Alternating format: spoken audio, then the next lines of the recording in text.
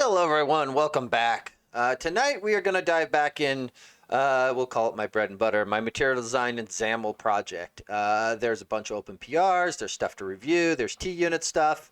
And I've had a long day. I was digging trenches and sealing concrete. And yeah, a lot of stuff that did not involve computers and left me tired and sore. So we are going to do that. But first, cool updates. Lots of cool updates. So first of all, Microsoft Build is coming up in a couple of weeks. Specifically, the weekend of May 21st. This is Wednesday, so it's, let's see, May 19th, 20th, and 21st, and then a half day on the 22nd. I think the last session ends around lunchtime is the closing keynote. But more importantly, I will be there. So if you are going to be there, come say hi. If you want to know where to find me, I will actually be a co-presenter on this session. Now, early start? No, I think this is my normal time. I hope so. Honestly, my day's been so messed up, Gridzy. Like it's possible I've just lost my mind. Both are possible today. But I've got I know this says mug, but I filled it with Mountain Dew, so it counts.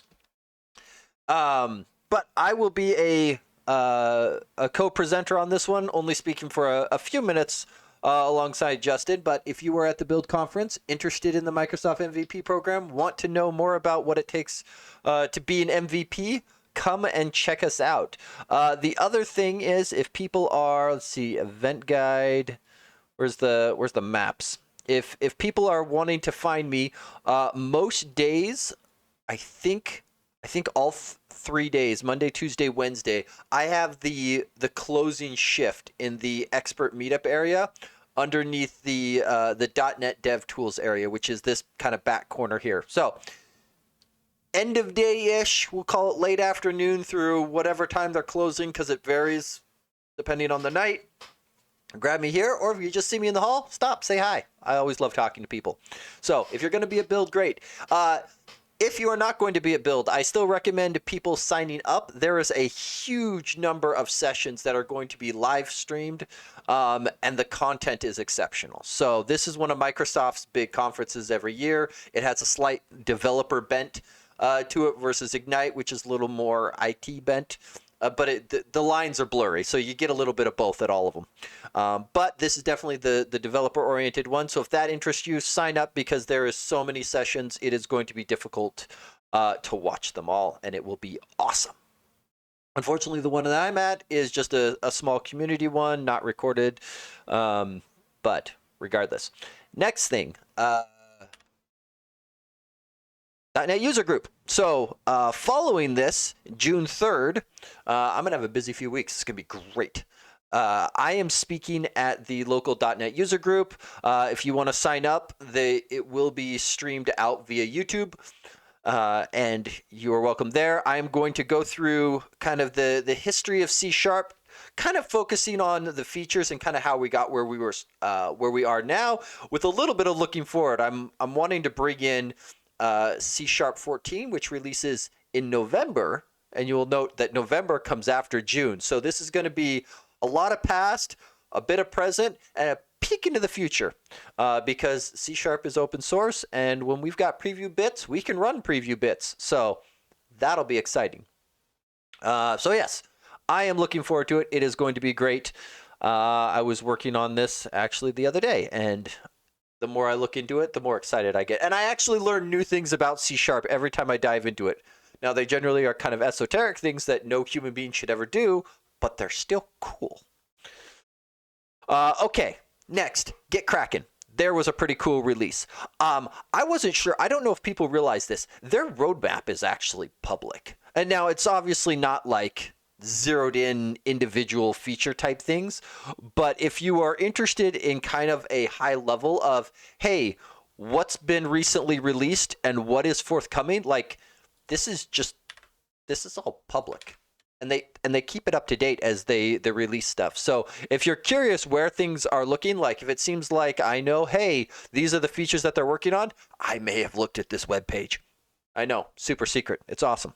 But it's kind of cool to see kind of what things are coming and what you can sort of expect. But more importantly, release notes 11.1 dropped. So now this is where it's going to get weird. I get excited about the dumbest features, but there are some cool stuff. So one of my absolute favorite ones. So I didn't know if I was going to like some of the AI things that they were putting in because, like, I'll be honest, I got a little AI'd out with all of the chatbots everywhere. And there was all of this, oh, we'll generate your commit message for you. I'm like, do I really need that? Turns out, yes, I didn't know what I was missing. It is awesome. And more importantly, like the way I've described it to people, the little sparkle with the commit message stuff, it's kind of like having a phone number, right? You need to have one, but now that we have like speed dial and contacts and smartphones, you don't think about them as much. You still need to have one, but it's just kind of it's a detail that's a little less important. So like you still should have a commit message. You still should proofread, but like I'd be lying if I didn't say that I just click that button every time to gen it and move on.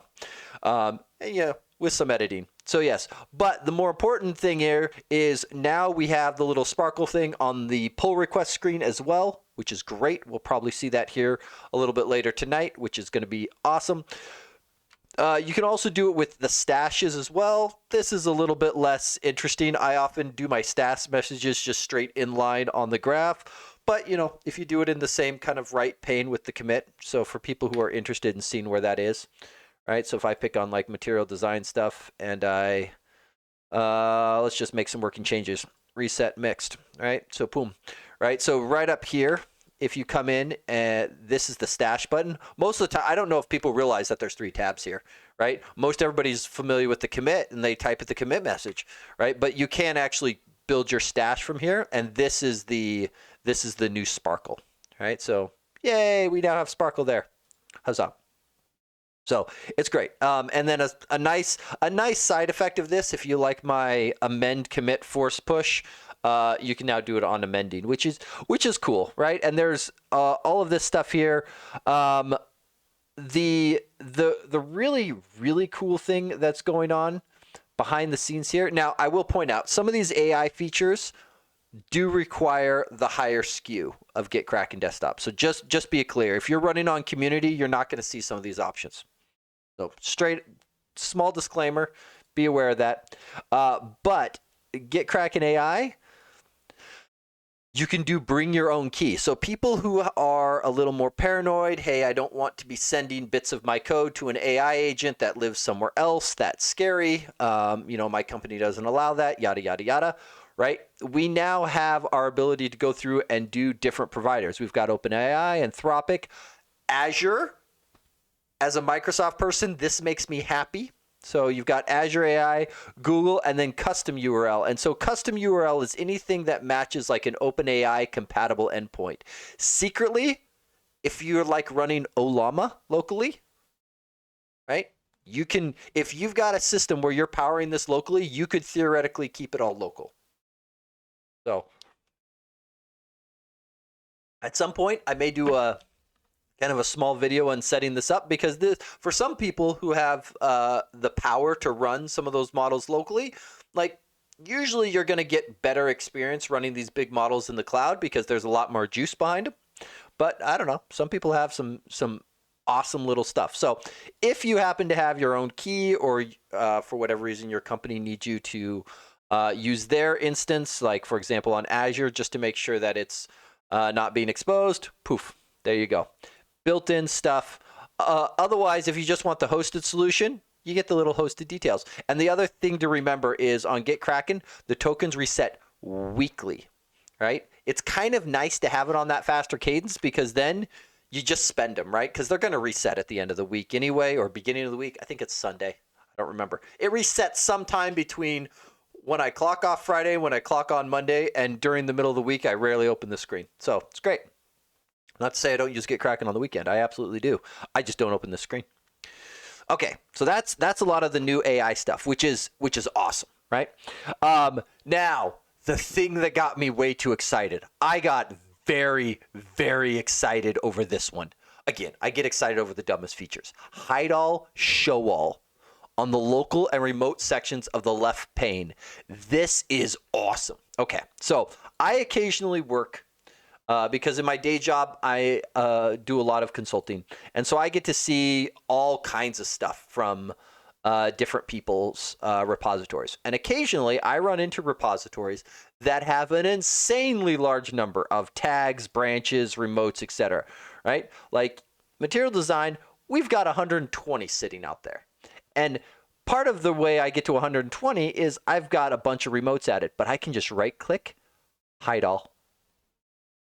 Is that not awesome?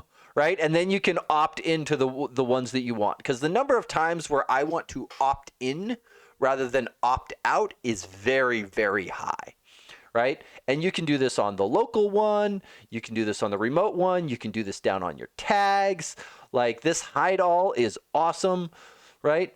Not all of them support it because like Cloud Patches doesn't really have a show hide toggle thing there, right? But the ones that actually have the little eyeball in this corner here, right? So if you see the eyeball, you should have the hide show option, which is, right? Love it, love it, love it, love it. Especially if you're working in repos that have huge number of branches or tags. I've noticed just small, like you get a small performance bump when GitKraken's not trying to like render all of those. So just turn off the ones you don't care about. It's wonderful. There is some new avatar stuff. This is one that's always bitten me for a while because it's used Gravatar for a long time, which I love because I set up my profile picture and then poof, it just floats around and follows me. But especially if you connect to like a GitHub Enterprise or regular GitHub where you've set your profile up there, they are starting to add in more avatar support, which is cool. Love it. Honestly, I don't care this much about the Git executable stuff, but this is very helpful for people who go back and forth between like the terminal or some other tool or similar like that. That is definitely helpful. And then the conflict prevention. So if people haven't seen this little guy up here, right, which is kind of cool, this will warn you if you are going to experience a conflict before it actually occurs. And it's decently good. This actually takes it a step further, right? Conflict alerts with your teammates will now work when the current branch has no upstream. So current branch has no upstream, right? Like, let's think about that for a minute. That means you have a local branch that doesn't have a remote branch. You haven't pushed yet, right? That branch is local to you. So it will warn you when that's potentially going to have a conflict, which is pretty slick, right? And then there's extra things here. And then this bump electron v34, huzzah. It might just be me, and I might have some confirmation bias, but GitKraken Desktop feels a little snappier. Again, could be confirmation bias, not entirely sure. It feels nicer for all I know. Right? And then this one here, this one was a big one for me. I kept getting bit by this over and over where the branch labels wouldn't render properly. And I noticed I had to like move my mouse over them in order to get them to show back up again. So if you're experiencing that, upgrade to 11.1. Released on May 6th. So 2 days ago at time of recording. So yeah, so that is GitKraken 11.1. It is awesome. You can always go and watch the video here as well. But if you're reading or listening to this or seeing it now, you're watching a video. So, but you know, they put together some cool graphics and whatnot to go through and show the highlights. But those are the things that excite me the most. Okay, material design and XAML. We got stuff happening. We got a lot of stuff happening. Okay. Here we go. At some point, worst case scenario, we're going to jump all the way into the T-unit stuff. We'll circle back on the dialog host one. Corvin's has gone utterly bonkers. And it looks cool. I'm not going to lie. Looks cool. So we'll we'll circle back and take another look. I've kind of briefly looked some of these things over. Okay, so this one here. Let's take a look. So off-center ripple on pop-up style. When clicking on the pop-up box while it's already open, the ripple effect is slightly off-center. Oh wow! So here's how you can tell when a library is mature. Like, some people look at the number of open issues. Look at the types of issues, though, that are there, right? This is the ripple effect, which I don't know how well it's even coming through on stream, but the little animation that's like the water droplet ripple effect, right? At the point of the click is not centered, right? Now, admittedly, bug, right? No problem calling this a bug. But I think we can probably agree, minor bug, right? It's minor, right? Let's see. The root cause seems more like a side effect of using the ripple in a certain way than an actual bug with the ripple. At least that is my assumption based on the fact that we have special code for offsetting the ripple when there is inner content. See here.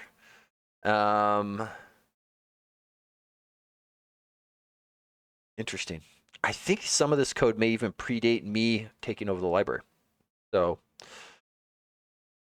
let's see. In most cases, we don't actually put content inside the ripple, but place it at the same level, on top or below the content. I believe this is a case where that is desired as well. So this PR basically lifts the content control up so it is no longer a child of the ripple, but becomes a sibling instead. And so if we look here with fix, you can see that the animation starts from the middle, even though he's clicking off to the side. Wonderful. There is no bloody way that this thing gets a test, because I don't even know how you would test this. So there's a subtle change here, right? That character, right? That / versus not being here. So you can also kind of get it from the outdentation, right? But I can also tell that this is the ripple control, because there's the closing tag there that doesn't exist on the right. Easy approve. Easy approve, especially now. I will comment on a couple things. One, because Nikolai is one of the other maintainers on the library, when I see fixes that come in that have the screen grab like this, I usually don't bother to double check his work, because he's one of the other maintainers. If this were an outside contributor, I might actually fire it up and double check it. Because even though the change seems benign, it's one of those changes that could have extra ramifications. But in this case, easy approve. Easy approve. Okay, up, down, base, and we got a PR verification fail. Okay, so let's see. Ooh, update a failing test. Okay, so let's see what the bug is first. Numeric up down not notified, update source mode property changed. That's interesting. Okay. So this is something that's worth knowing about with WPF in general. Let's see. Let's go big. Right, so with bindings have an update source trigger, which effectively says, okay, when the following thing happens, this is when we're going to push the value back to your view model, right? Updating the source. In this case, the view model that it's bound to is the source. It could be bound to something not a view model, but for sake of argument, let's just say source equals view model for this discussion. In most cases, when you do default, the value of default is determined by the property that the binding is being applied to. And if you are a well-behaved property, in general, if the property is something that the user could interact with and modify, think of like the text property of a text box, right? That will, I'm sorry, I'm thinking of binding mode. Scratch that. The update source trigger is which one goes through and does it. Default can be lost focus in some cases, because if the user's, say, in a text box typing, you don't want to necessarily send updates back to your view model on every single key press. And so a lot of them will default to lost focus because that gives decent balance between keeping the view model up to date and deferring it. Sometimes it's like, no, I'm doing extra data validation. People aren't going to be typing Moby Dick into this text box. Let's actually, just validate on every key press, property changed. Or a numeric up down case, switching to property changed is, I assume in this case, the user's wanting to do some validation or similarly. Let's see. When typing with the keyboard, it only updates after focus is lost, regardless of the update source trigger. So not being respected. So what is likely occurring here is we're probably doing something with events, because and by doing something with events, what I mean is we are probably not setting the backing value of this until something like lost focus. So the binding this has no effect, right? I will be shocked if there's anything in the numeric up down that inspects the update source trigger of a binding. Like, possible, unlikely. What's more likely is we're using events to determine when we update this value property. And it should probably be updated a little bit more rapidly. Let's see. I attached what could be a solution, though it's probably not the most efficient, by testing the binding currently on, a patch file. I am impressed. No. Let me grab this a little differently. Boom. So patch files are effectively a text representation of a Git commit. What you can kind of think of them as. Why? Code, why don't you support? Okay, well, VS Code, sit here. Boom. Okay, so let's see. What's the delta here? Okay, so we see some added lines here, white space, curly brace, added line, closing brace. Okay, and then further down, and we'd have to go and look at this source file because these are line number and column offsets to know where things go. This is actually grabbing the binding and then checking the update source trigger. Interesting. Not sure how I feel about that. Not sure.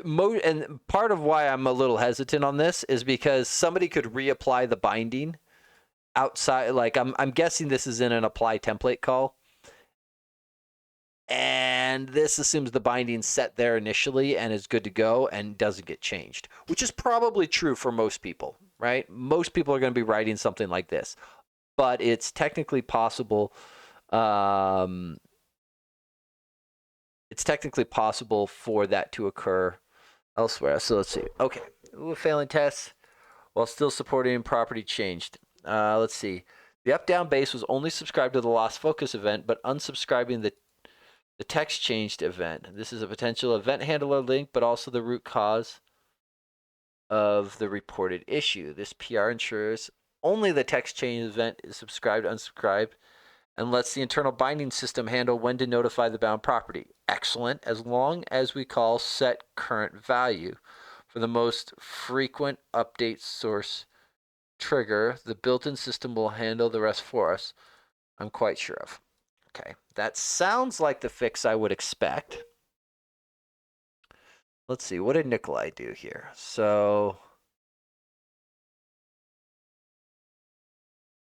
oh, interesting. So this, hopefully I'm not responsible for, but it's possible I did. This always makes me feel weird, right? Text changed event, text boss lost focus method. It just,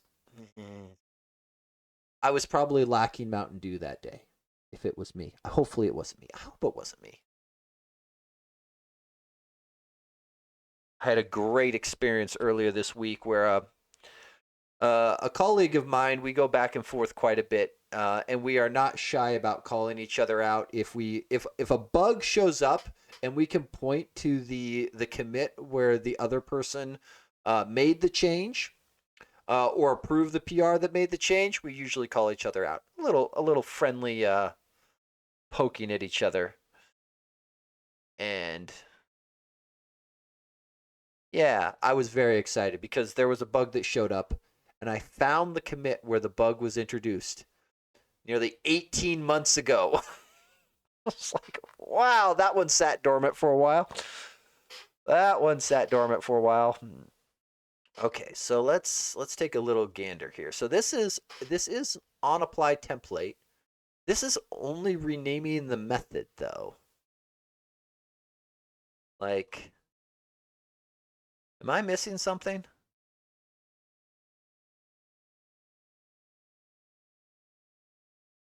Oh, there's the change here. Right? So it was using the text change, and then this flipped to lost focus in here. Okay, so we should go and look at the failing test. Let's see. So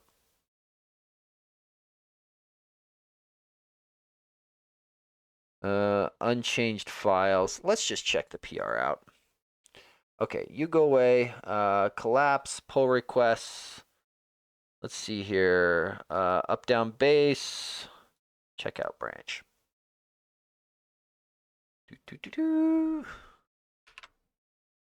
Oh, interesting. So this is good to know. Second. I think there's actually a bug in GitKraken 11.1 if you've set your thing up the way. I'm gonna make a quick note of this.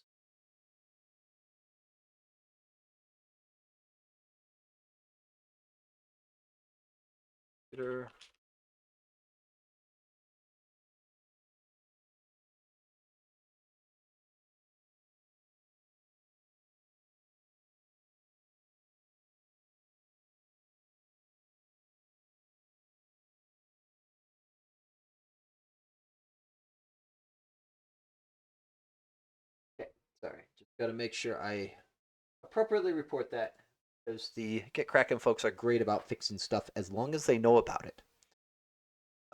Beauty of people who make software for developers. So for people who are curious what's going on, in my external tools, I have routed my external editor to devenv, which is Visual Studio, so that when I go Control Shift E, it pops the directory for this repo open in Visual Studio. Now it doesn't open the solution file. I got to go double click on that. So it's Control Shift E and then a double click gets me in. So the alternative option is Alt O, opens the directory, then a double click on the solution file. Same number of clicks, but it just feels better to have the double click be in Visual Studio. That way it's one less app, even though it's the same number of functional actions that I'm taking. So, okay. Let's close this sucker up. Ooh, preview 6 is now available. Update on close. Because I cannot resist. Oh, I just realized that's going to update Visual Studio when I close it, because that's what I just told it to do. Huh. Well, that was dumb. Anyway, let's see here. So it was the decimal up-down test. Nope. Decimal up-down test. So let's go take a look at this test, and it's 185. 185. And here's the guy here. So let's just step one, let's verify we can recreate the problem. It should. Like, XAML test is wonderful.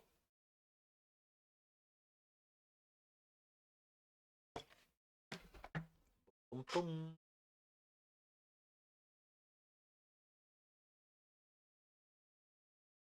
I actually was contemplating the other day an interesting rewrite to XAML test. So there's a number of cases that people run into where, because XAML test there's two functional processes, right? There's the one running your test, and then there's the one running the WPF app with your controls to test. There's communication back and forth over a named pipe, but it has to serialize the objects back and forth that it's talking to. And so there are properties that you just can't edit with XAML test because they aren't serializable.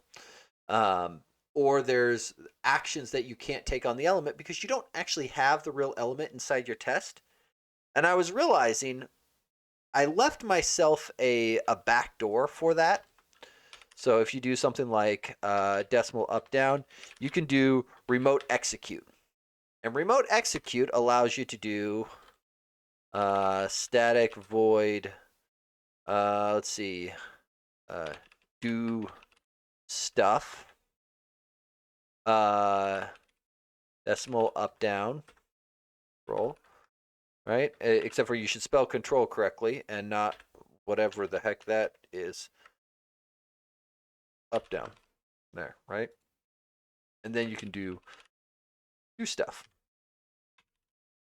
right? And this is a fun little backdoor because what ends up happening is this line executes on your process that's running the unit tests, sends a request over to the WPF app. The WPF app loads up the DLL that holds the unit tests, grabs this method, executes this method, and passes in the object directly. So even though this code is written inside the unit test itself, it's executed by a different process. And in XAML test, if you have the debugger attached to both processes, it's not obvious that that's what's happening. But it made me realize that there might be an interesting opportunity to be able to rewrite XAML test so that everything functionally executes inside of one of these things. It would be an interesting idea. It was just something I was thinking through. I was like, you know what? That could be an interesting way of handling things. Okay, so what is going on here? Increase button click when text is above maximum does not increase value. So where did this thing actually fall over? Which assert did this thing not like? Expected 30, actual 2.5.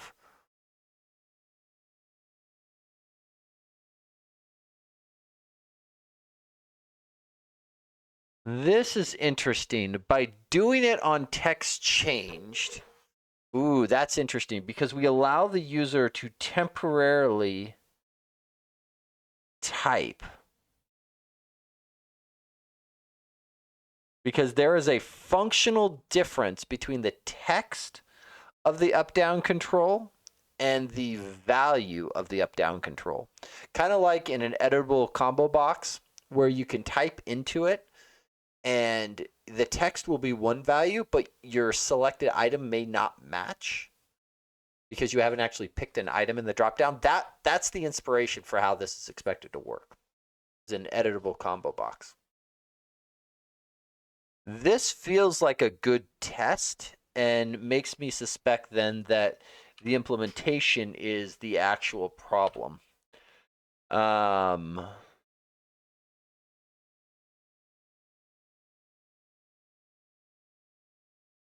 Because this changed here to do the text box change.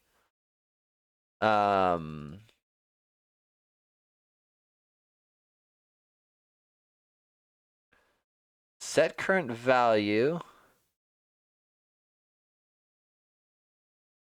Yeah, and then this here, I think is just wrong. Because we would want to set the current value when it parses, but not... I think this coerce back is part of the issue. Okay, so let's go here.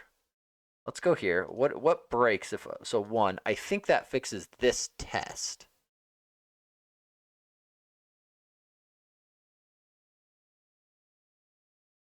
It might not. We might actually need to handle both text change and lost focus.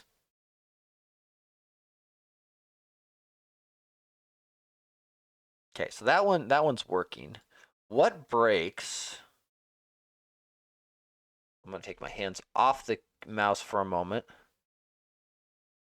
because there's going to be broken stuff. Because this is probably one of the more well-tested controls inside of the library, which is good.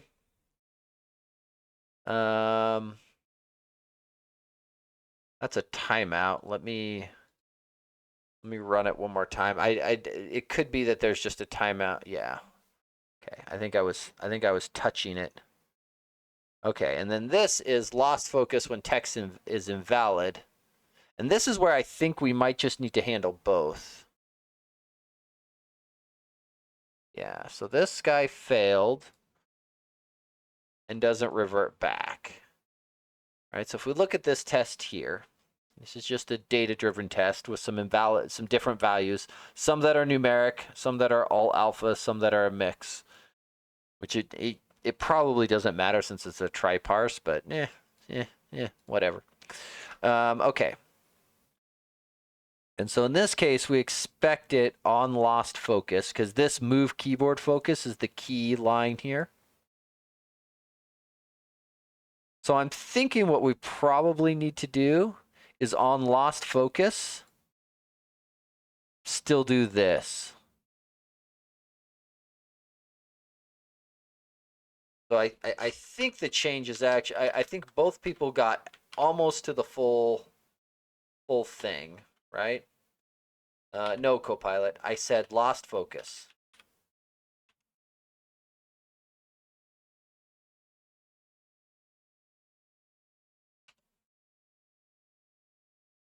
Did you not gen the method that you just claimed you were about to gen for me? Really? You're gonna be that kind of dumb? You jerk. You jerk.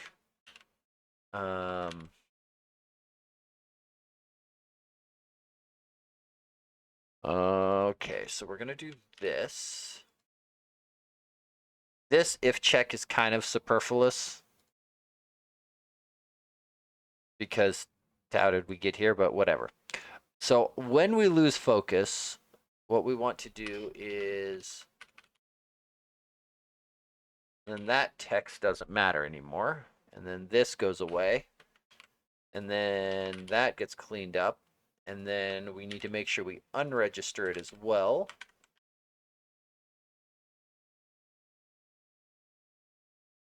There's kind of a nitpicky thing here, and I'm not going to change it because I think it reads better. But oftentimes there is an idea that you should unregister in the opposite order that you register in. It's one of those kind of patterns that sticks with you around like locking and synchronization stuff. Well, so it's one of those little things.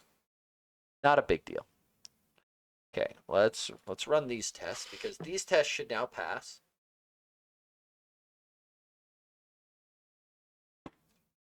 Then I think we should add one more test to the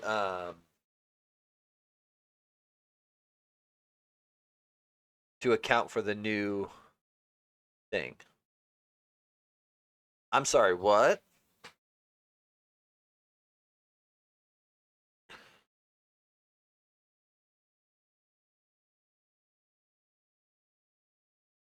Which one of you failed? I'm sorry. 2A.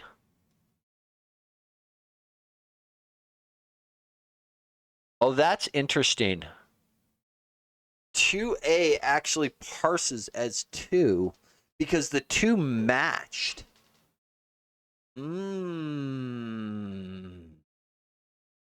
That is interesting. Interesting. If I put an A in front of that, I bet you it then passes. Yeah.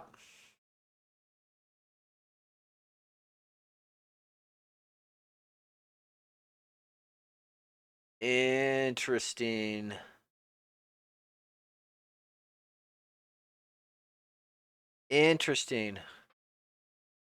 I think what we're going to do is we're going to make a separate test. No, actually. So here's a good way of so people run into this a lot, right? They've got a data-driven test and they're like, well, in this case, my expectation is a little different. I actually want it to be 2. And some people will do something like if input text, right, equals 2A, then do 1. Yeah. don't do that. That's bad. Like you want to avoid if conditions and loops inside of your test, right? Your test should be very, very deterministic. A better approach is when you run into a situation where you've got a data-driven test and you need to change behavior or change expectations, do it here, right? Expected text, right?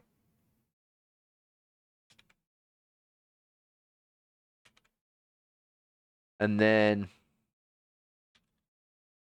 2.5, 2.5, 2, right?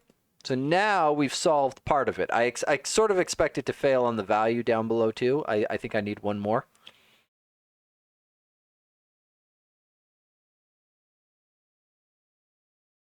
So I think what I'm going to do is I am just going to change this to decimal, change this to expected value, and then say expected value to string, and then change this to be expected value, and then these just switch over to become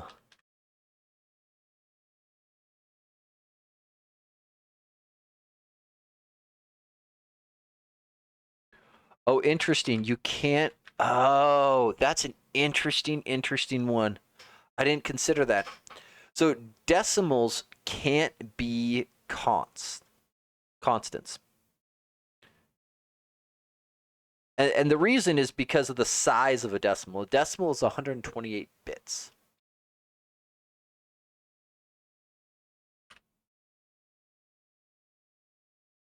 And it bothers me that I can get away with this. And I only get away with this because I'm picking values that I don't believe have a floating point problem.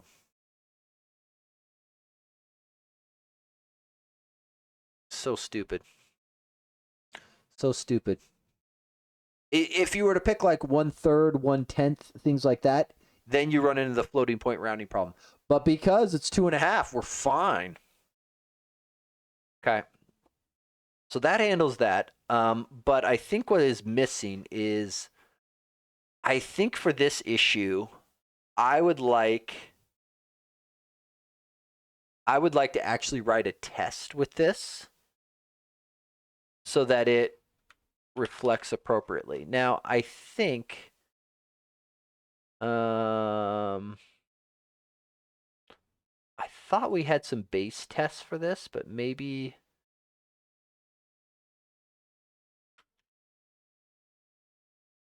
they were too difficult to implement.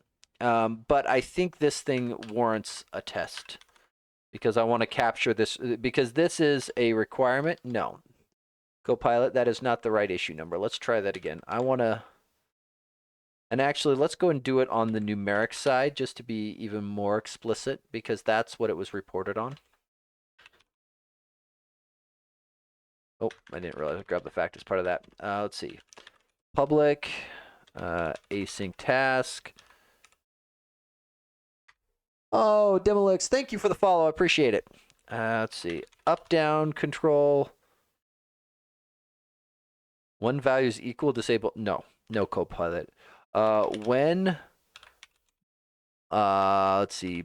Binding, update, trigger, is property changed. It updates on the it updates when the property changes.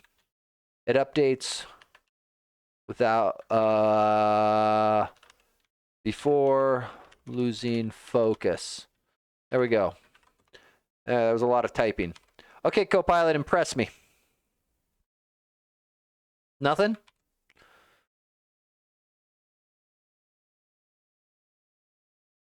Nothing. Okay.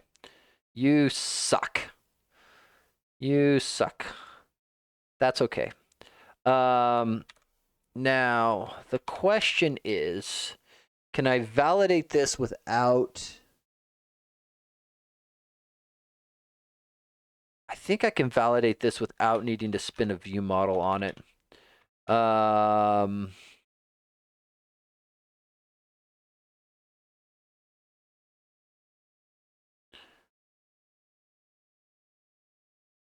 Let's see here. So I don't care about value. We're just going to get rid of that for a moment.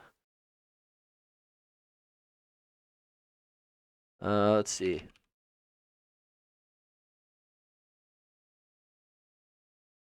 Oh, Chris, don't feel bad about it. I do always appreciate your raids. It is always a welcome change. Okay. Can I get... I can't remember. Get tag works. Okay, so I think we're gonna cheat. We're gonna cheat this. Just didn't see you when I was looking. Now I'm hurt that I'm not in your favorites list right at the top, but that's okay. All good, buddy. Okay, so I think what we're gonna do is we're gonna actually cheat a little bit, and we are going to bind this thing to itself. Let's see here. I need... Why do I have a $sign here? Oh, because I was putting in values. Ha! Get out of there. Get out of there. Get out of there. Let's see. Relative source. Source self. This is one of the few problems with XAML tests is you have to write XAML by hand inside of a string literal, which requires me to remember syntax and stuff. Let's see, binding value. And then I want to grab... I think what we want to do is, just to make sure that we do this right, I don't know that it's worth doing default and property changed. We could data drive this if we actually cared. I think just a single test to make sure that we've covered it is probably sufficient. LLM should solve this. I thoroughly agree. I want to believe in them. I just don't trust them. I actually saw a post on LinkedIn yesterday where, again, it was somebody. It was like a CEO of some new LLM startup, and I went, okay. I immediately am completely skeptical of everything you're going to say. And the post started with something along the lines of, I would never send my kid to go learn programming. And I'm like, and the argument was, because AI is going to replace programming and blah, blah, blah. It's like, maybe, but no. Like, I kind of feel like it's a little more akin to, we have self-driving cars, therefore I'm not going to send my kid to go learn how to be a mechanic. It's like that sounds like ludicrous, but yet that's the argument that's being made. And I'm like, I don't agree. Like, all you're going to do is lower the amount of people who understand what's going on and ensure that I am employable well past the time where I want to retire, which I appreciate, but that's a horrible thing. Like, you're going to need people who actually understand what's up, right? Like, until the AI can write perfect code and can translate somebody's business requirements into a working solution, I'm not that scared. And the old adage still holds true of, in order for that to actually be a risk to our profession, it would require business people to be able to accurately describe what it is that they want. And they still can't do that. So until we get, like, the LLM's only as good as whatever you send into it. So until they get that, we're pretty safe for a long time. So yeah. Snake oil salesman about how good their snake oil is. Yeah. And that's the thing. And I will say, like, I don't want to knock it too much. Like, there is great value that can be gained from leveraging AI tools. But I think people miss the fact that it's a tool. And that's all that it is. Let's see. Object. Okay, so when property is changed, I'm just trying to decide if we want to type in this box or if we want to... It may be worth typing in the box. Because was that the... how was the bug reported put it in here? Um, doesn't say, but I'm going to assume. Oh, when typing in with the value with the keyboard. Okay, yeah. Okay, so the reporter was typing, so we are going to simulate their use case exactly. So we don't need the buttons, but we do need the text box. Let's see. So I need the numeric up down. Izzy, welcome. Always good to have you, buddy. Let's see here. And then we're going to grab moving focus, come down here, and then Control A, input text. No, we don't need any of this stuff. All I want to do is type in something like, let's see, I've got a minimum 8. No, 4, because 4 is the first digit of 42. Therefore, that's the right. Oh, it wants wants an interpolated string. That's funny. That's funny. Okay. Current Kevin is amused by past Kevin's brilliance. Okay. And then we don't need... Wait, am I editing the wrong test? I'm editing the wrong test. Ah. Boy, I love when I do that. It's okay. Kraken, save me. Save me, Kraken. Let's see here. Let's see. I do not wish to edit this test at all. Discard. Thank you. Oops. Undo.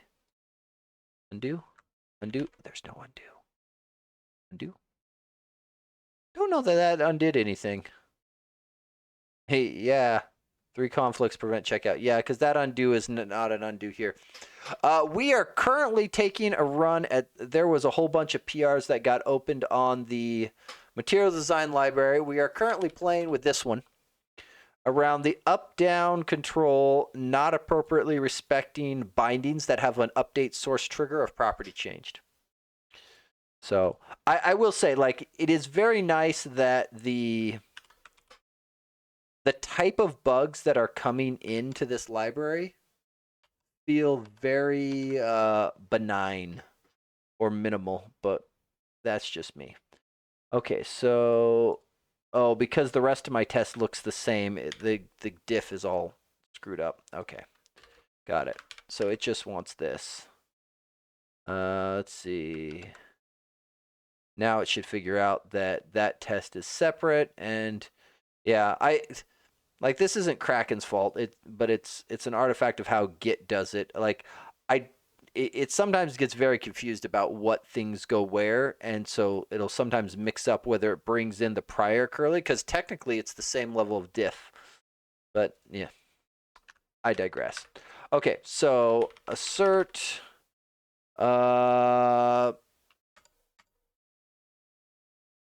That's pretty good. See, Copilot, you did a useful thing. You don't suck as much as I think you do.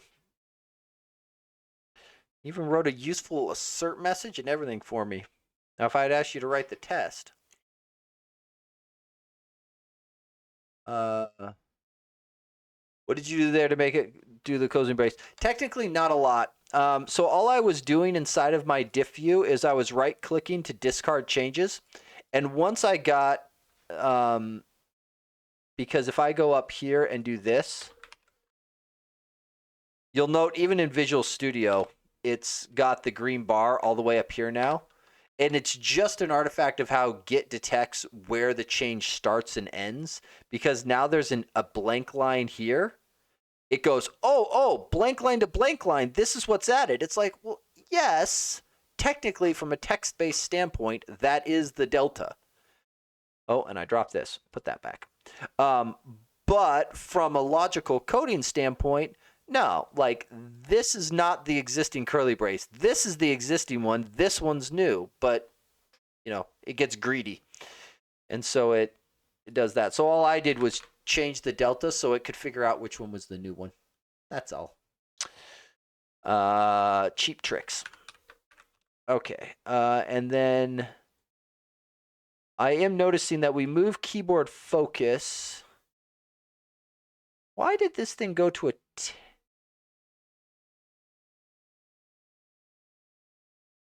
Hang on, I want to look at what this thing failed, but what did the failure number say? Expected to be 4, but got 10. I wonder why it defaults to 10 in this case. Oh, probably because maximum's set first, and so it comes in from the 0. Maybe. I'm surprised it defaults up rather than down. But that's fine. I think all we do is, let's see, modifier keys, control, keys, A, or key A, right? So come in here, select all 4. That should functionally replace it. There we go. What are you unhappy about? Expected to be 4, but got 4. Obviously. Copilot. Bet you it sent it through as a, or I don't think this was a, oh. That was fun. I bet you it sent it through as a string and just didn't know how to handle it. Because I bet you the is int portion is what's failing. Let's double check.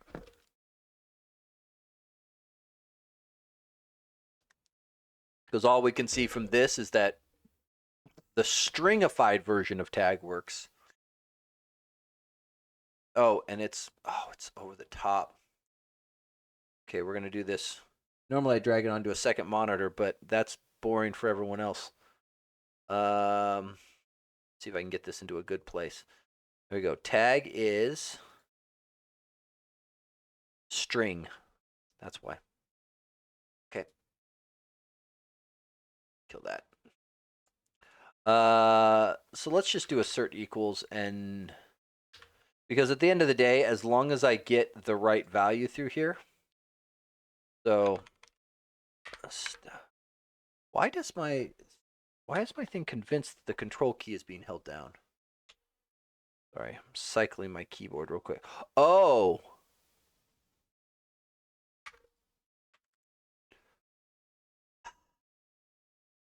I'm an idiot. This is pressing the control key, and it's sending the key down, but never the key up.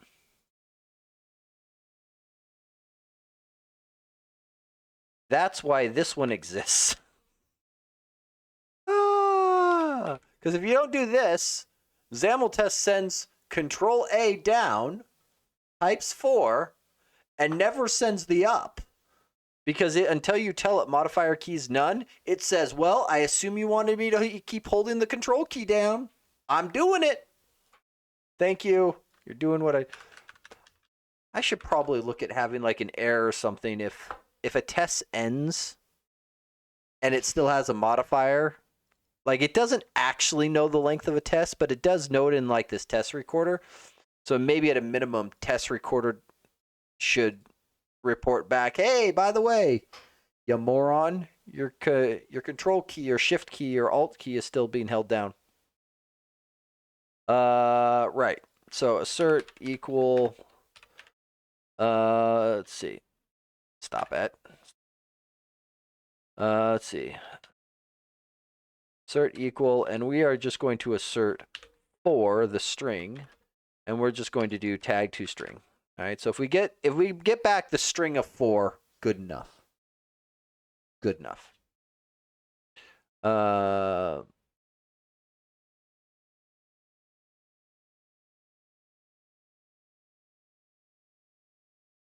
Okay. So this updated the value on property changed.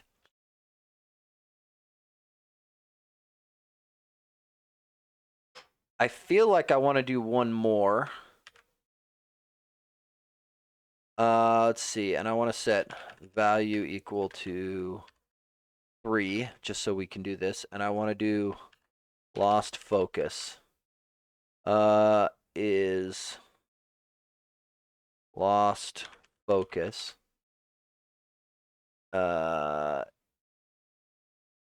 It does not update until it loses focus. All right, so we're going to do this. Let's see. So we're going to grab this. And then what's the easiest way to commit?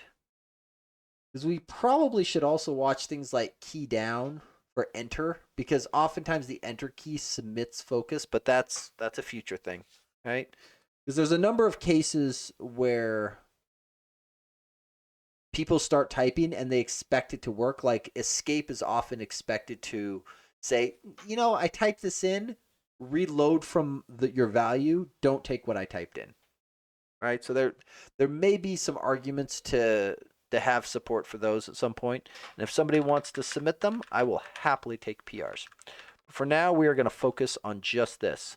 Get it? Focus, lost focus. That was a pun. That was funny. You should be laughing right now. Okay. So some of these sorts of tests I usually do as a behavior-driven design, Gherkin style of test. Okay, Izzy, I need a little explanation. I don't know Gherkin style. I know BDD. I'm gonna Google this on a different screen because I don't know what's gonna come back. We're just gonna. Oh, okay. Yeah. Let's see.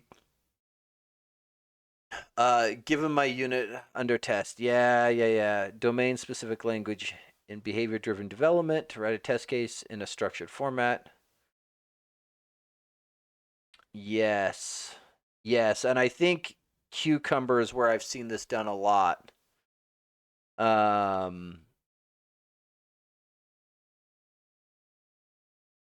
was actually, okay, I'm going to show you something, and I want you to take it with a grain of salt and not ever use it in any serious code base.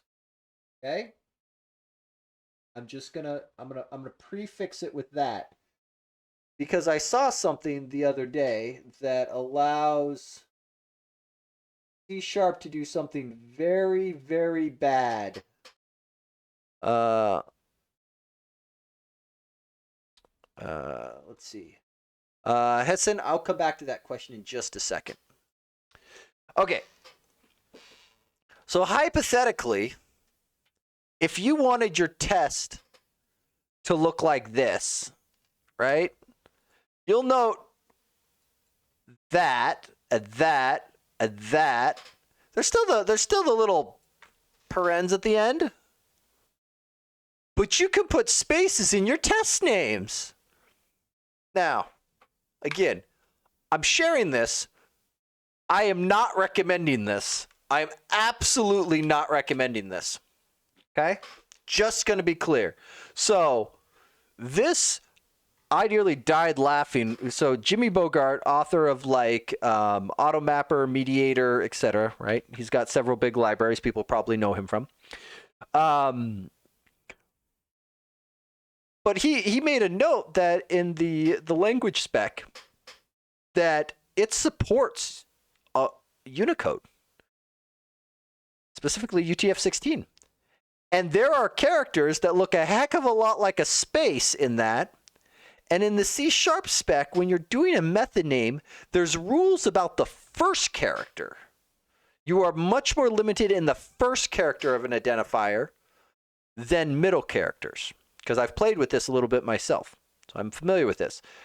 But if you're writing a method name and you want it to read like a sentence, and you don't like, the snake case or the camel case or the Pascal case or the kebab case or whatever you're going to do, and you want spaces, all you have to do is do something manipulative with like AutoHotkey or similar to be able to put in fancy characters in your method names, and now your method names can have spaces.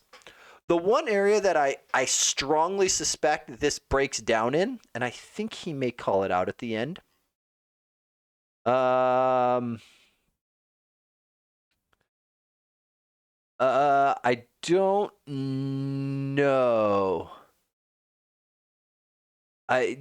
So the one area I suspect it's more likely problematic in is something like GitHub Actions or DevOps pipeline runners, things where you're running your tests in a terminal that may not have the same level of support, especially character support. Like I've seen Azure DevOps do this where it does, like I have lots of ligatures on my system. Things look great in my terminal. My terminal is set up and I like it. DevOps runs a very dumbed down terminal and does not support all this stuff. And I suspect it may make some of those things look ugly. Like I suspect tooling support for doing this kind of wackiness with Unicode results in some tools drawing like boxes or similar garbage. But again, fun thing there. Hessen, so your question there about why do we allow characters in there? And that was actually a bit of a debate when we first went through and implemented this of should we allow non-numeric characters. It gets slightly part of the reason why we allowed it is laziness. The other part was localization got a little more weird. Because it's kind of like inside of the base control, it's doing a try parse. So at the end of the day, it's going to try parse its way into a numbery thing. And so it's not likely that something weird is going to work, but periods, commas, other separators that may exist in different locales got to be a little more problematic, and we just didn't want to deal with that. And so rather than trying to limit the set of characters that were allowed, because there are things like a mass text box that people have asked for as well that effectively limit the keyboard input to do that kind of thing. So it was a little bit of that, a little bit of laziness. It also does allow it, because in theory, people could write a derived class from this that, say, supported hexadecimal or similar. And it's like, do we want to ban that? Is it likely somebody does it? Probably not. Maybe. So we kind of just punted and said, you know what? Not going to worry about it. Not going to worry about it. That we'll let them type. It also felt nice to have some symmetry with the way an editable combo box works, where it'll let you type in whatever you want, but at the end of the day, if the text doesn't match an item in the list, it goes no. And so the numeric up down is kind of the same way. It'll let you type whatever you want, but at the end of the day, it's not going to set the value unless it actually matches a valid value. Right? Why would you want a variable or method to be a sentence? So in general, you don't. The one exception is in test methods, because I usually tell people my strong preference is that when I read a unit test method, I want to know what is being tested, the conditions under which it's being tested, and the expected outcome. Because when a test starts failing, I need to know, is the test wrong? Is the code wrong? I need to have some context of what is correct. And so oftentimes, because of that, test method names generally get long, right? And I see Izzy calling out SpecFlow, which I believe I looked at one point. Like there's so many out there. I had somebody ask me the other day, what? End of life has been announced? This is news to me. Interesting.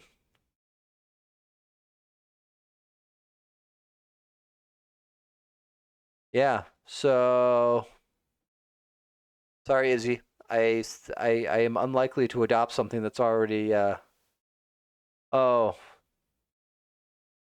Wreck and Roll. I need to look at this because I feel like this is hopefully a pun on rickrolling somebody, and that would make me incredibly happy. I might have to look at. Gonna go in my my long backlog of reading Q stuff to take a look at. But yeah, Okay. What was I doing here? So Control A for get the value. And then I want to, how was I moving keyboard focus before? I think what we can do is we can actually just do send keyboard input, and I can just send a tab and call it a day. And we'll just send a tab key, and that'll move it. At some point before 2050, I might get around to updating them. Not wrong. Oh, I messed up. I'm supposed to have another link down here in my little cycling of links. I got a new one. I got a new one. Here, I'll put it in chat. Let's see. Ding, ding, ding. So, oh, hang on. That's the wrong link. That's the wrong link. I'm an idiot. I can't type.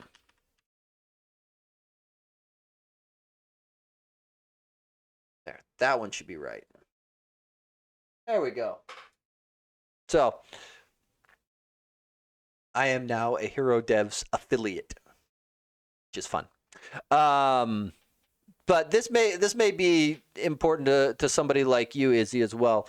Is they offer what they call their never-ending support for a lot of out-of-date frameworks. The key thing here is the idea that it's morphine for a project, not vitamins. So it's trying to keep something going until you either can sunset it or actually have the time or money to upgrade it. Because some people get stuck with various CVEs or other things where it's like, we've got this major security vulnerability. How do we patch it? Well, it's out of support. No one's patching it. Well, somebody is patching it. It's probably them.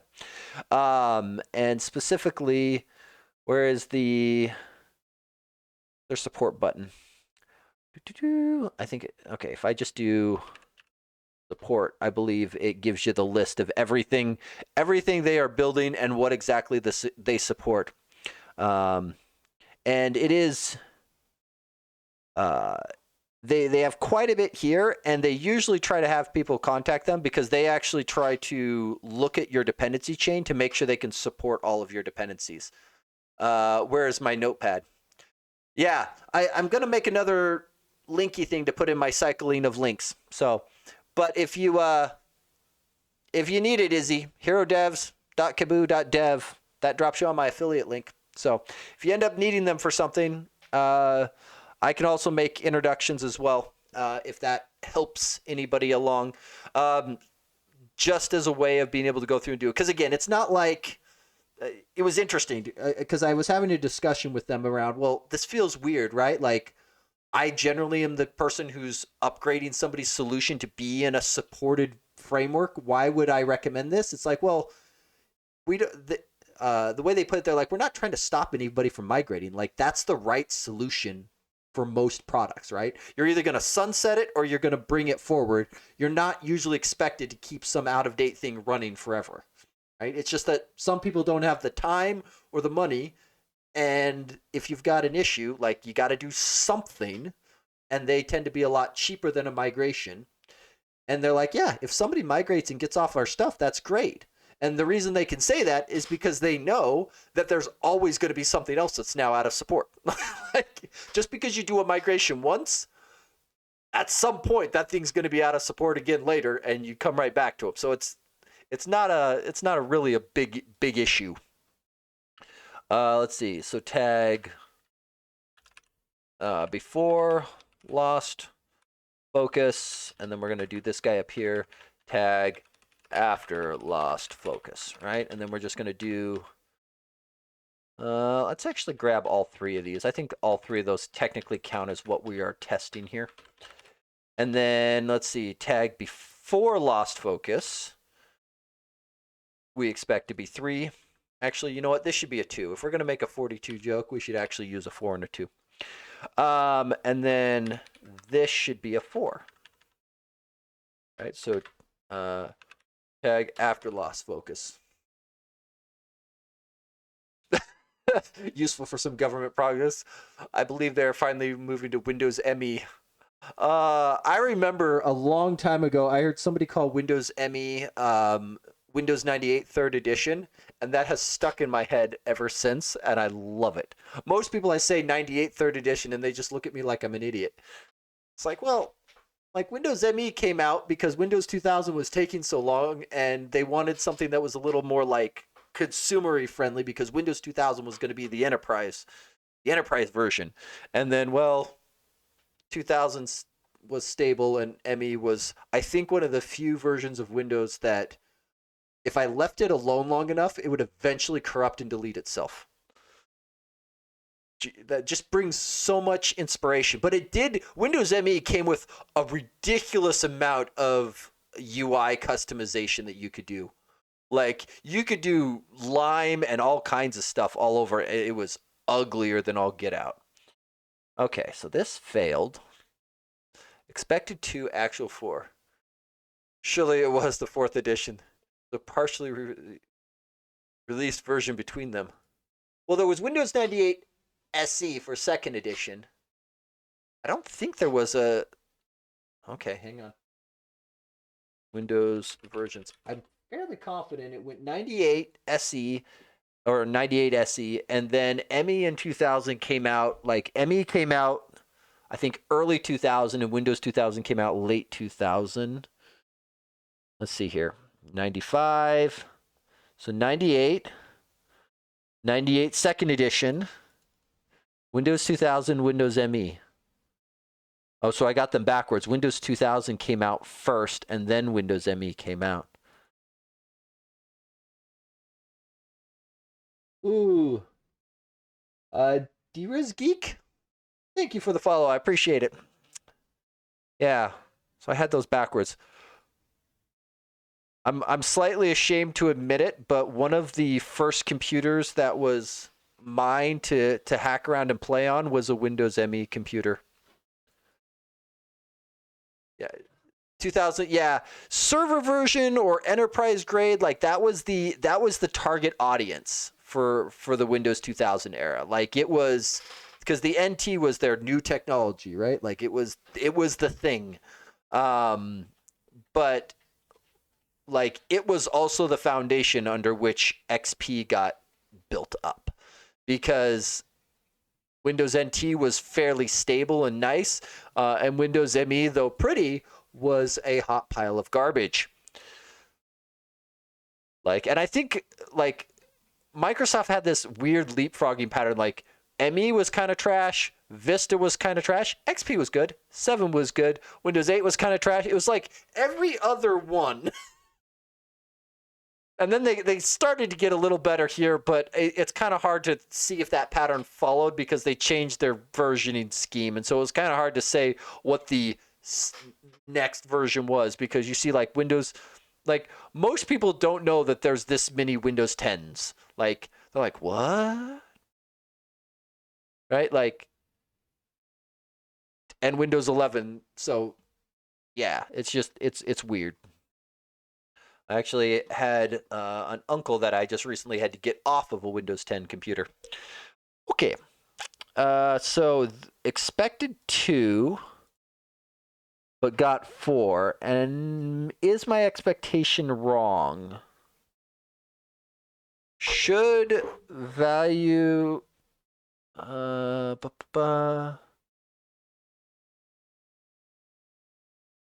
Let's see. I tried the Fluent thing in WPF with .NET 9 using the theme mode property. It's broken. My list view, grid view, column header stopped showing. Everything works fine in material design without much modification. Well, thank you, Hiss, and I appreciate that. Yeah, so Microsoft is like the official stance that they have put forward is WPF is not dead. They are still actively maintaining it. Part of why they have to say that is because they have a lot of stuff that's still using it, and like for example, Visual Studio. There are like Visual Studio isn't one thing. Like there's lots of teams touching different areas, but big chunks of it are in WPF, which is why you can do. If anybody wants to have some fun, right? So Snoop, yeah, Visual Studio, exactly, Izzy. Like Snoop, you can take Snoop and go whoop, and you can target Visual Studio with Snoop. And once it figures out its thing, right? Come on. Open. Oh, did they change? Oh, there it goes. Oh, now I'm about to get to. Now they're span. So, but you can go through and you can manipulate like it's any other WPF app. Right? Like, so they can't kill it while they've got too much dependencies on it, and they aren't going to rewrite Visual Studio in a day, right? Or even a release. Like they want to bring it forward, but that's going to be a long tail, right? And the other problem is WPF is stable, very stable. It is rare to find bugs in WPF that aren't, and I will clarify, it is rare to find foundational bugs in WPF. There are things with like different Unicode support, different locales. There are known issues in some of those areas. There are known issues with certain graphics card drivers where things don't render right. Like all of those things are potentials, but it's rare to find like fundamental bugs in the main logic because it's been around so long and it's kind of battle tested. So it's yeah. Shame Snoop still has issues with Visual Studio when debugging. Always have to run without debugging to use Snoop with random crashing. Yeah, and I think some of the issue there is Snoop's property window rips through all the properties. And so if you snoop something that has a property that's like, oh, well, if you call the getter on this, it's an invalid op or something, that is where Snoop often brings down crashes or similar. And some of them get handled internally, but Snoop doesn't always know that. And all it knows is unhandled exception. And so I have seen that happen in a number of cases where there are some problems. I really want to submit some PRs to Snoop to have some control over that behavior, to say, hey, maybe let's not query all the properties. Like rather than an opt out, let me opt in for what I care about. That would be kind of my thought. Um, just to see how it goes. Okay, so I'm thinking that my expectation may be wrong, because on a text change, we expect the value to be updated. But only on lost focus do we expect it to go back the other direction. So my test here is just plain wrong.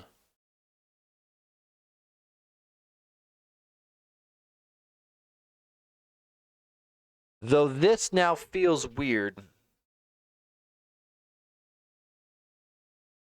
because this is saying to update the tag. Why does this binding trigger?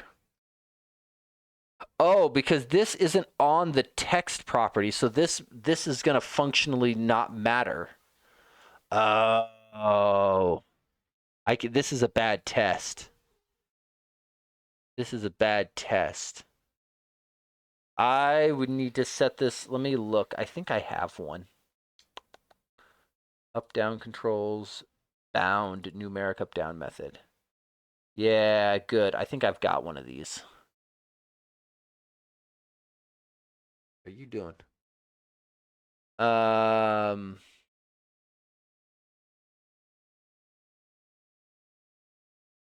So this should have the default mode.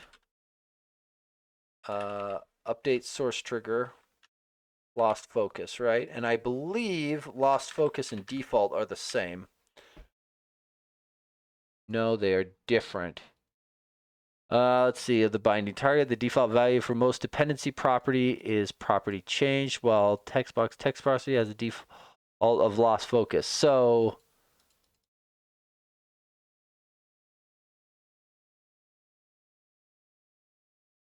because I am not on a text property, this is no worky. So I would need to explicitly change this to not do that. What is your problem here? Oh, it's because you don't know how to load the data type. Okay.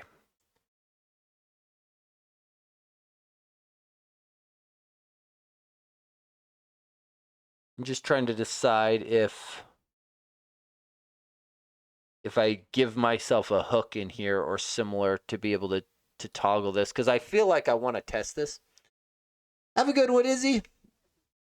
Before I have to drive him to London for a school trip because he hates trains. See you next week. See you next week. I think let's give ourselves a hook. Not sure I like it, but I feel bad not having a good test over this.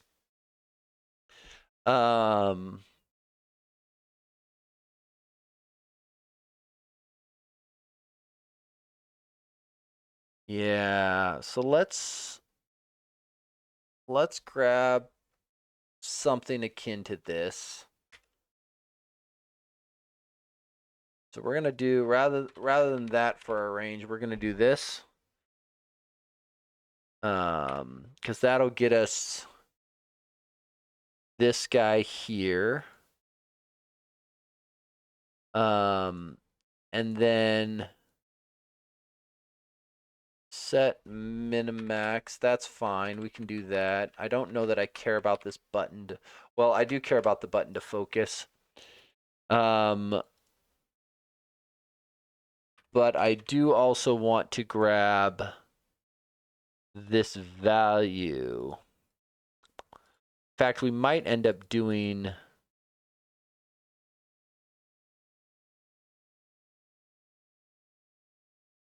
move you. I guess we can leave the text box there. It just feels weird. Okay. Let's see. Grab the text box, move the keyboard focus, Control A4. But I need to change the binding on this. So let's do numeric up down. Let's see. Static void set binding to lost focus. Numeric up down.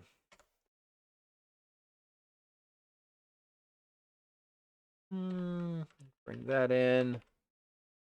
Let's see. Set binding. And then I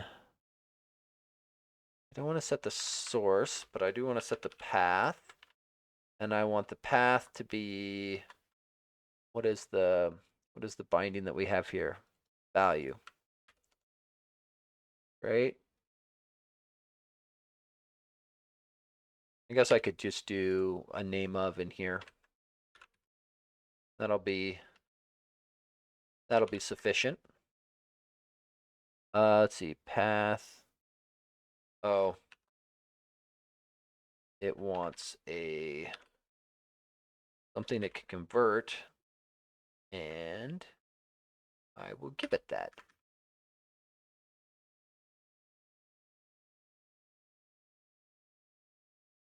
What am I? Oh, it's a property path.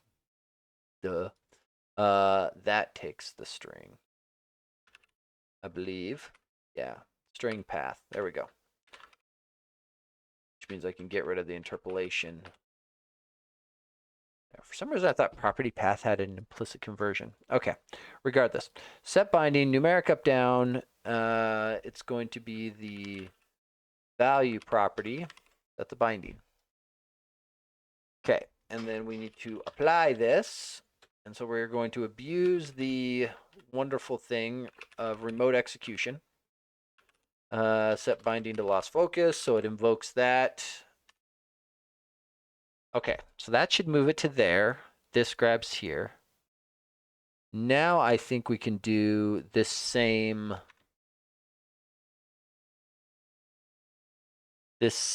idea of what we were going for. Because we wanted to be able to get value. Value before lost focus.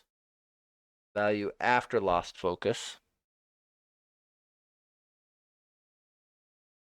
Because that gets me there.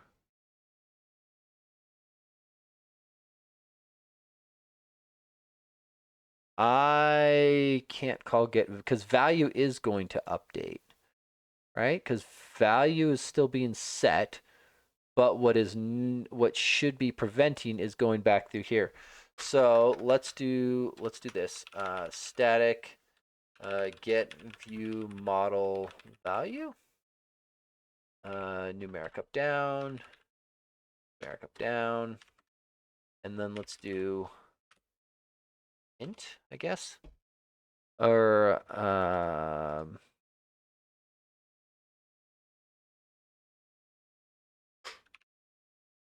does remote execute support return values? Did I do that? That would be really cool if I did.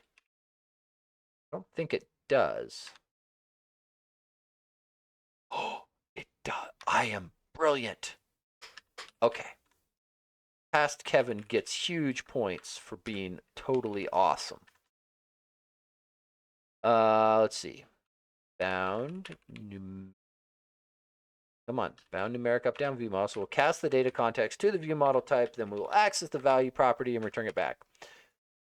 This method gets invoked by the WPF process, which will then serialize it, send it back to the test, all to just do this. So get view model value. Let's see. Value before loss focus gets this. And then this becomes, does it know the type? Or is it all object? It knows the type. Oh, wow. I am.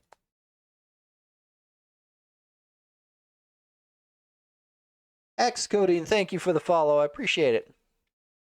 Okay. I don't know why my IntelliSense is being so bad, but that is neither here nor there. Welcome. Good to have you here. We are having a little bit of fun trying to, well, it's this PR in question that we're playing with. But trying to get, I think we have appropriately fixed the issue. But just trying to make sure that we have a reasonable test for this. Okay, Snoop, you're in the way. Okay, so this is a very convoluted way of going about it, but it should hopefully work. Send it.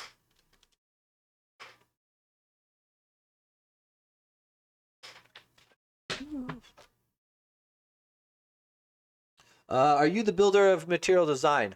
I am the current maintainer, if that helps. I am not the original author, but me and a handful of a few other individuals actively maintain and work on it.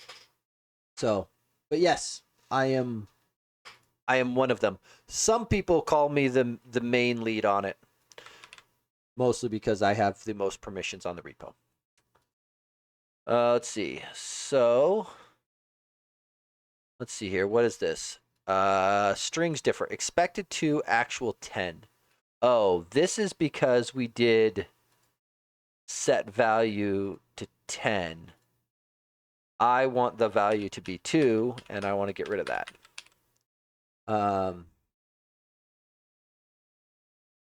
Let's see. How do you manage relay commands ending up in models instead of view models? Is that okay in MVVM? I use material design a lot on my projects. Great job. Oh, thank you, Xcoding. I appreciate that. It's always good to hear when it works out nicely. I will say it is very much like WPF still has a special place in my heart. It is one of the frameworks I love very dearly. So to answer the question on relay commands, because I assume oftentimes when this question comes up, it's around people wanting to act on, say, EF entities or similar, where their model objects end up having to do. And it really kind of comes down to a conceptual thing of if you have bindable properties and relay commands on an object, is it a model or is it a view model? And so when people say, how do you handle doing relay commands in a model? It's usually the argument for this class constitutes a model comes from the argument that it has some other extra purpose that it serves, like an EF entity or similar. it is perfectly, and I'm going to be careful how I word this.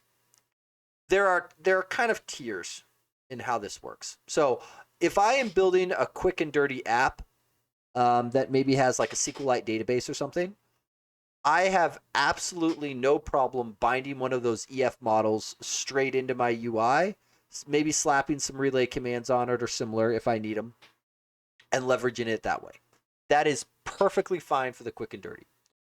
There is a judgment call to be made, but there is a point where you should probably wrap that object into a view model or copy its data into a view model or similar, because for quick and dirty and small things, totally fine, right? Not a big deal.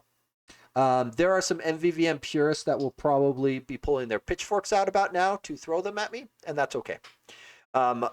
Because at the end of the day, what's more important is that you ship software that works, not that you adhere to some design pattern perfectly, right? But what I have found in my experience is that there is a point where you start adding so much to your model objects that they become more view model than model. And once you kind of cross that threshold, that's really the point where you should start backing up and questioning if this is really the right object for it. The other thing that often bites is like when you have something that you're serializing some state of your app. So that the user can, relaunch back into their same state or similar, right? They've got a save button in the app and they need to reload their state.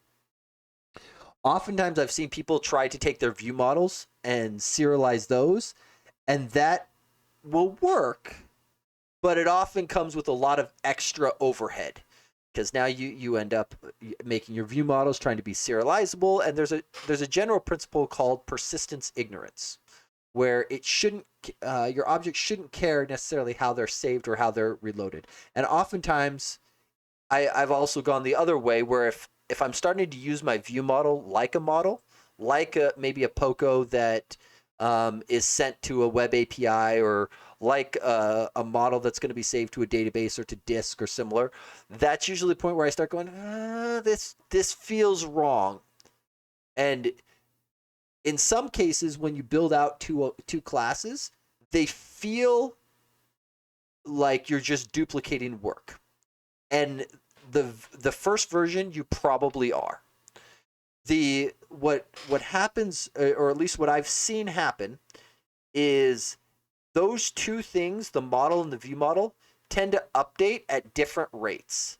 There's oftentimes, I need this extra thing here for my view model because we're adding this new feature in the UI, but I don't really have any changes to the model to support it. Like that's extra stuff. And so they start to slowly get out of sync, which is good, right? They should have distinct differences about them based upon their role and how the app changes. So often what I will tell people is it's totally fine to, if it's the quick and easy way, totally fine to do it. I'm like, the MVVM purists will hate it and say, no, you should absolutely not mix your model and view model stuff in there. That blurs the line and makes it difficult.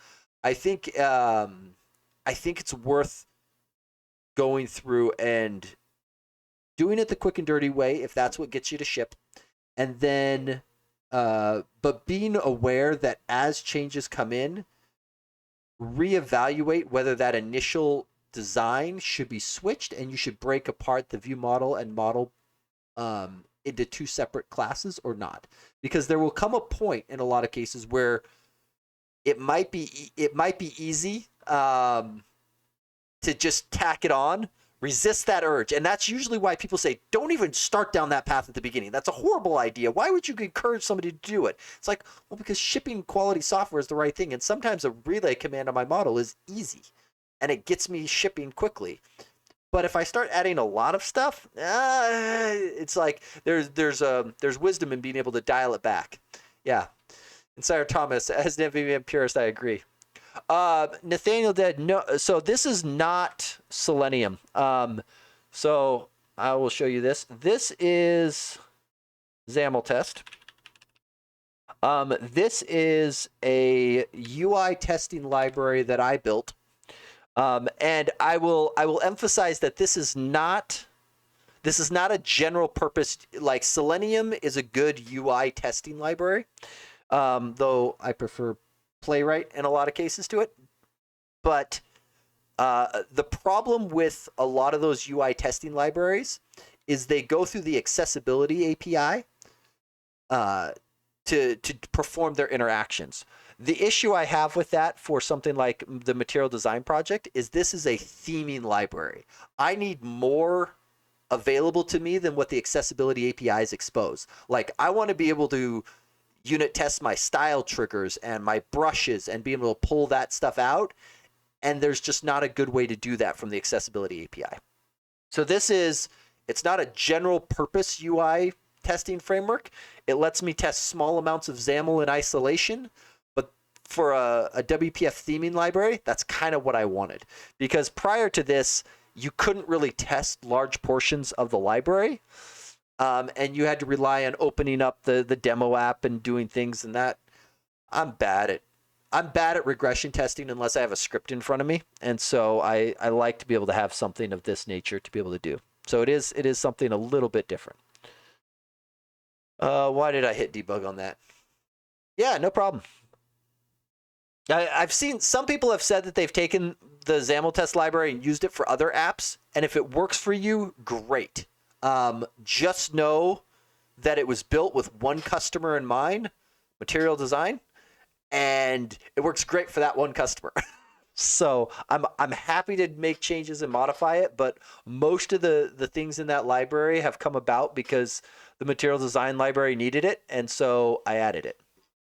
Okay, I think this works a little bit better. So this validates that when the binding is has an update source trigger of lost focus, the view model is not updated until it loses focus. However, the property on the control will update appropriately. Huzzah. Okay, so because I don't think he will hate me too much, I am just going to check this right into Nikolai's branch. Let's see, and then we hit the affectionate AI generate. Let's text update issues was not properly updating the text in the text box when focus was lost after invalid added lost focus to update the text box value, added UI test to verify the values updated. That's not bad. Thank you. Okay, so we're gonna send that, and then view pull request, and then this one here. I will go and put, it feels wrong to put my own review on something that I just wrote, but you know what? We're going to put the approve, and we're going to enable auto merge if all the tests pass. Okay. Fix event subscription mismatch.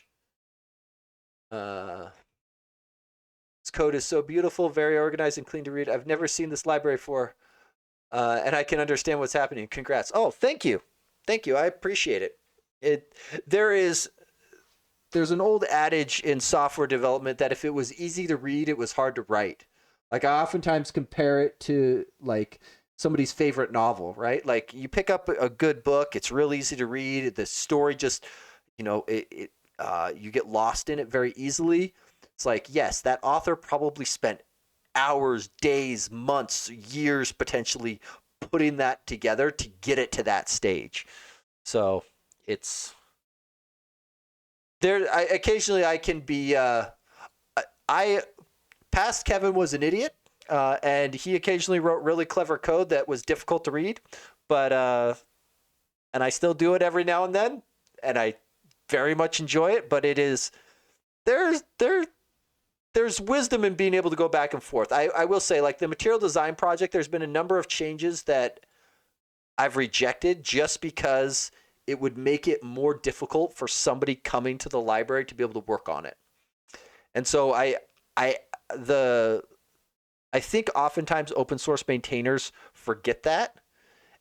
And they're like, well, no, my library is a high level library. I don't want, just everybody being able to come and contribute to it. It's like, really? Like, the only reason this library has survived for as long as it has is because, like, if it relied solely on my time oftentimes gets pulled in so many directions. I get busy. I don't have time to work on it. But I've been able to pick up other people who are willing to come and help and submit PRs and do work on it, simply because I invested time in making it easier for people to be able to contribute to. So I try to organize it that way because I see value in doing so. Okay. How many files are in this? 26. Great. So this is, I wonder, did Corvin say, I wonder if Corvin's ran, there's a PowerShell script that we have. Oh, I used your migrate PS1 script and had a quick glance at the UI, so all the changes should be fine. Okay, I was gonna comment that there's a script to do all of this, but okay.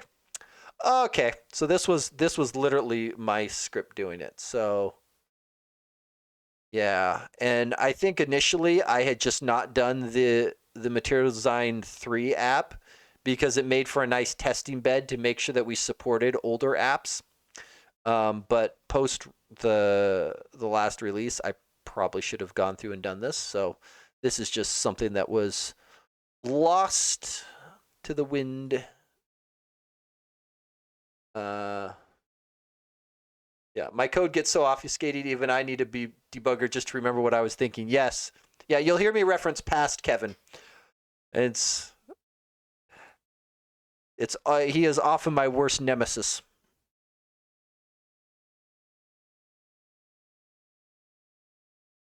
Yeah, this is going to be, why do you show commented out? Oh, interesting. I wonder why we commented out the pop-up box. Not an issue for today, though. Not an issue for today. I'm just kind of spot checking each of these to make sure that the replacements look roughly like what I would expect. Though if it was done with the PowerShell script, it should be perfectly fine. And this is just a demo app after all, but some of these demo apps I intend to distribute with Velopack as well. Just so, because people have often asked for, hey, where can I get a compiled version of the app? And the releases do have it in a zip form. So if people really want just the portable version of it, like that's fine. But I think sometimes people would prefer to have an installable thing.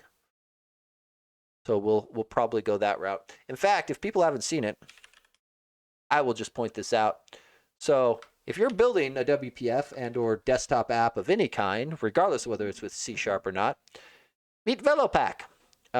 Shameless plug, I'm one of the founders, so my opinion is heavily biased. With that said, I think it's awesome. If you want a quick and easy way of building installer updater framework, this is your go-to, right? And I'll point out because we're doing WPF, we've got a bunch of samples. You can see it in the docs as well.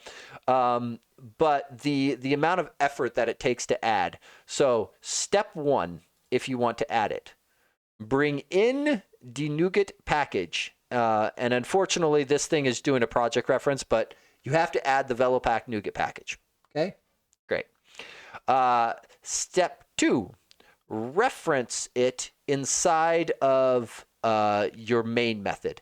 Now in WPF, it gets slightly more interesting because generally your main method is hidden from you. The reason for doing this is Velopack will invoke these callback hooks as part of the like on first run. There's like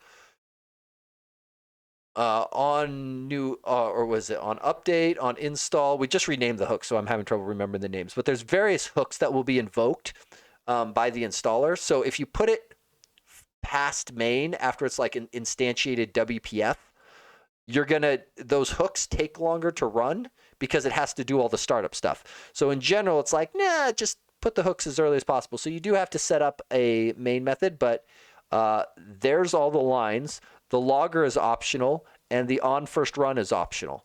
So Velopack app.build.run, you're done. Then to do updates, there is an update manager class, and the update manager class needs to be fed an update location. So in this case, it's using a A local directory, you can point it at a variety of different update sources.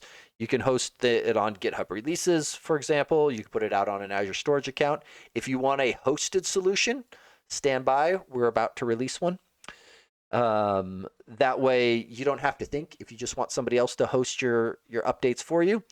And then inside of your app, you get to decide when you're going to check for updates, when you're going to download updates, and when you're going to apply the updates, right? So there's 3 methods there. And the apply updates and restart, this is just an extension method over the apply and the restart functions. So if you want to split those across in your app. So inside of your app, you get to decide when those actions occur and what makes sense for you.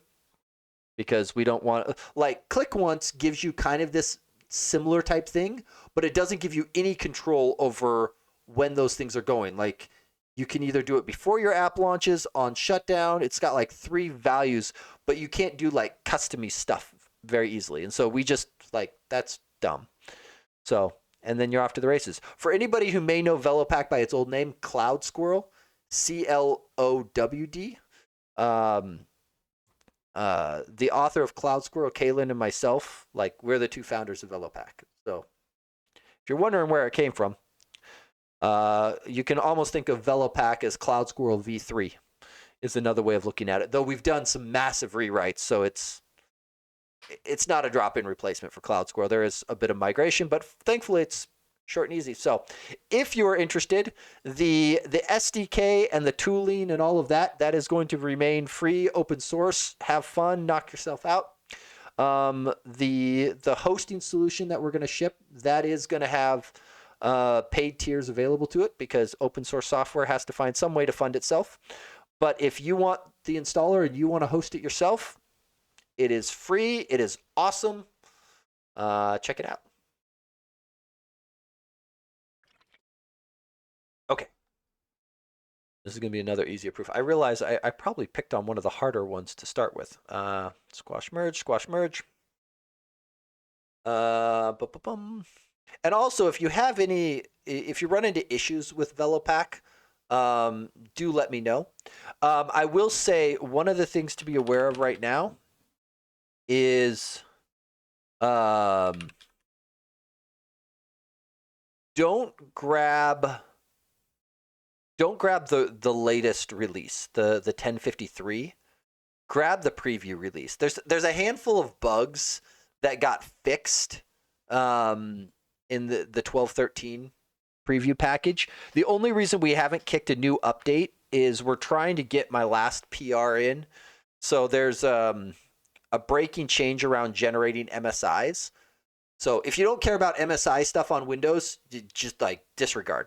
But if you do care about MSIs, there's an open PR that we are working on fixing, because we wanted to be able to support all user installs and being able to generate MSIs with Wix.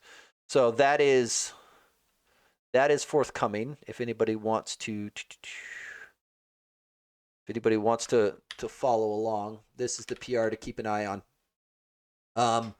But this required a lot of effort, because normally Velopack installs per user, doesn't require UAC elevation, and so getting all of those pieces plumbed in is non-trivial.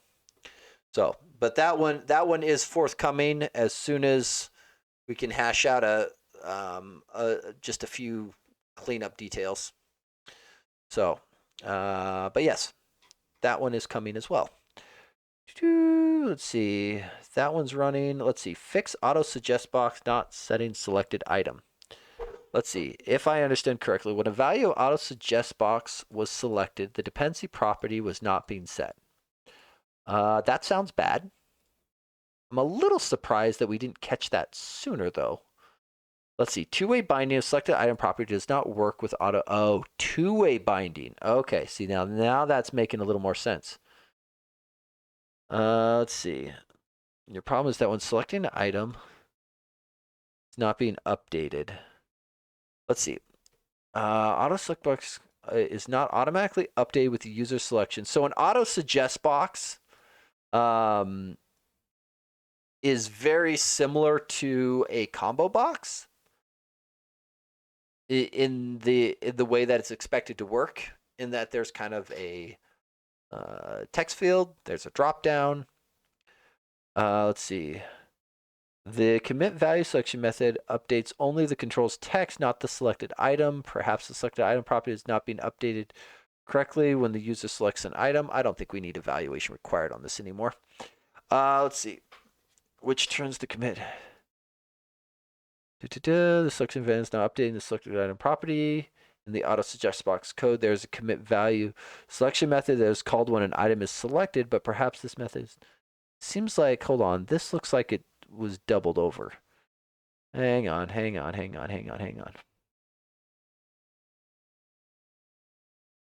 Let's see here.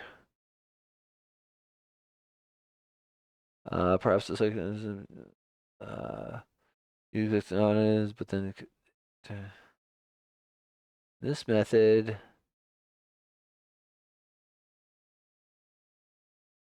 The selection is not being updated. I think it's here. In the auto suggest box code, there's perhaps the method is not updating. You know what? I'm not going to try to do it because I believe. Let's see what Corvin's did. 2 changes. So let's see here.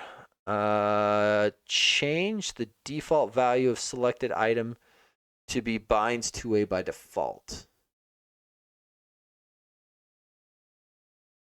Then called set current value. Interesting. Should the value property of selected item be 2A by default? I am not sure about that. So let's go and look at what, say, list box does, because, or it's probably selector. Because I am not sure if selected item is expected to be 2-way. Is selected. Here, let's do this. No, it's this one. Selected item property. Okay, so selected item property binds 2-way by default is the way it's implemented on, say, listbox. Okay, so that all makes sense. And then calls set current value here, commit value selection. Yep, that makes sense. And then let's see here. So auto suggest box loads in the template, pulls the control back out, grabs the pop-up, selection list box, move keyboard focus, send delay. And these delays are only here because of the animations. I have yet to find a good way to deal with knowing when an animation is completed. So it's just like, it's annoying, but I should really set these things up so that I can put a task.delay inside of my interpolated strings, because then I could do all of this in one shot. Let's see. Get selected item is string, banana success.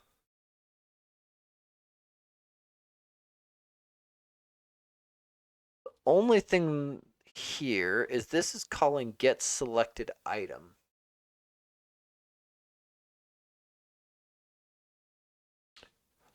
Let's look at this, because I'm wondering if this thing should actually do like what we did before, where it looks at the view model behind it. So let's see, 3847, but we'll just find it here. Let's see. Checkout. Okay. And so this is auto suggest box tests. Unused using at the top, not a big deal. And that's selected item.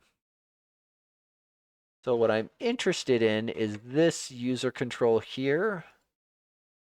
Does this thing have a view model behind it?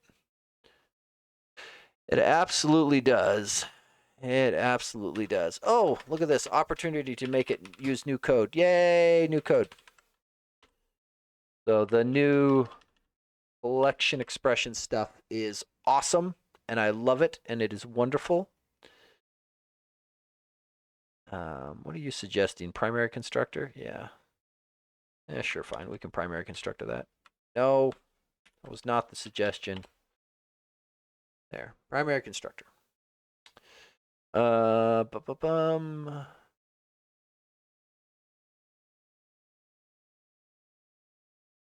But this thing doesn't bind the selected item. It's binding text. Ah, look at that. To do selected item. Almost like it was expected.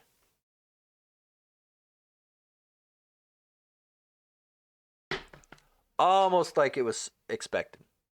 Okay, we're gonna fix this sucker. Let's see. Observable property. Private, no. Suggestion thing. Selected item. That sounds like a good name. You should be nullable. And then we will come over here. We will get rid of the to do, and we will actually implement. Let's see.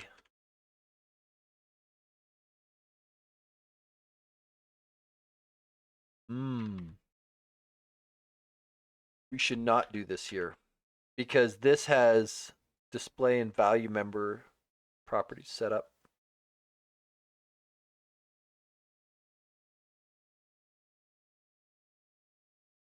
We could do it here though.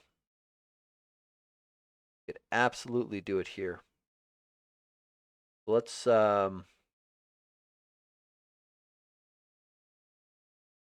here and do because you are a set of strings. Let's see. String. Do that. We will auto code you into the new collection initializer, which makes me happy. You want an expression body? Yeah, no. I wish the analyzer was smart enough to realize that it can't expression body this. I mean, I guess it can, but it looks funny. Let's see, we don't need the base call there. Yeah, this one should be fine. Okay, so if we go here, we should be able to go with selected item, binding, selected item. And that should bind two-way by default. And then I think I want to throw away most of the changes on that other one. Let's see, that was with template, right? Yeah. We're going to go here. Actually, I guess we can keep these changes. There's nothing wrong with them. They're just updating newer syntax. That's fine. We'll keep it. We'll keep it. I think we will get rid of the to-do, though, because this is the wrong place, and we're handling it on the other one. So that'll go there. Auto suggest box with collection view. And then if we go back to our tests, we should see, I think if I hunt in here, I'll see something similar. Yeah, great. There's that, and then I think what I want to do, so it's fine to get the selected item this way. And we don't, so this is another area where it's kind of a minor nitpicky thing, right? But you don't need an assert not null and an assert equals, because if selected item were null, null is not equal to bananas.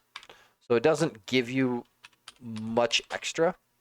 In general, I usually tell people you want as a few asserts as possible to assert whatever condition you're testing on. Right? As few as possible. If you put in too many asserts, what you find is you get into situations where your testing suite becomes very brittle. And it's like, well, you'll hear dev teams say things like, well, we did the work, but now we have to spend another day, updating all of the tests.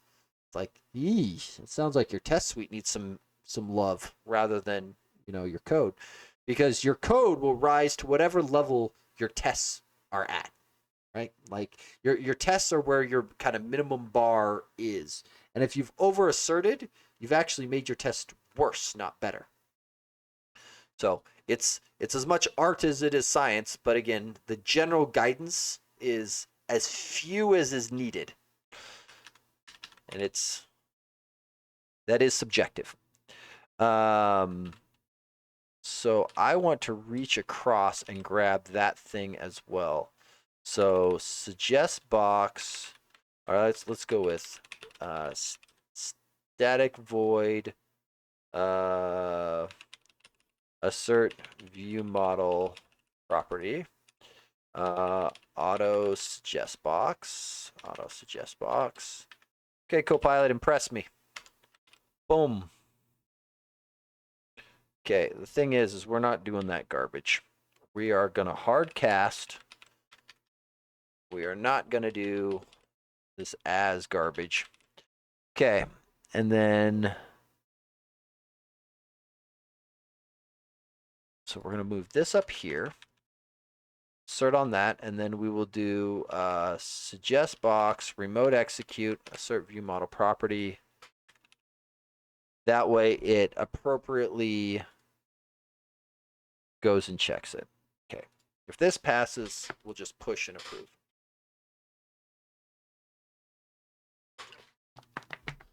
This should get it rocking and rolling.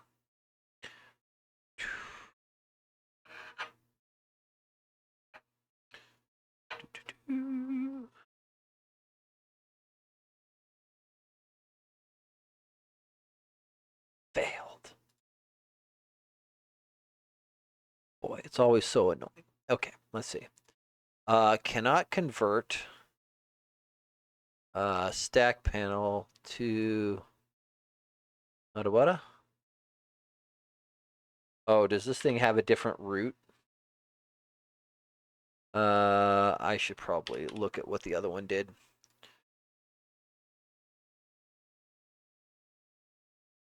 Oh, it did get element at. Okay. We'll just adjust. We'll just adjust. There. So get element will recursively look down, whereas before it was just calling as, which was attempting a hard cast, which then doesn't work. So I'm assuming in this particular user control, there's a stack panel in the visual tree somewhere. Okay, so expected bananas, but was not.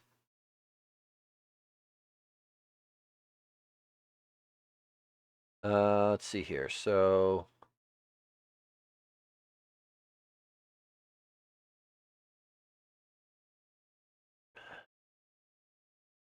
let me run this one more time because I kind of want to watch what it's doing. That's very fast.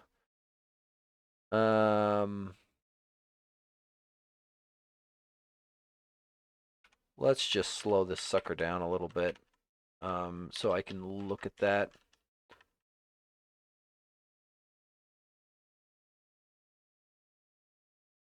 Because the other thing that we typically do is we'll put a wait for on the pop-up or list box. So it types B, sends keyboard enter. Hang on, I want to look at this change again. Commit value.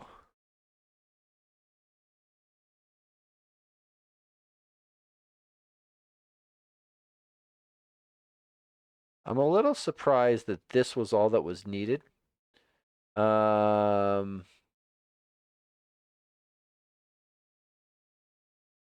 It's based on this, right? So send input B. Validate that the elements are found. Which makes sense. I'm just not sure. I don't see anything in this test that's actually selecting it.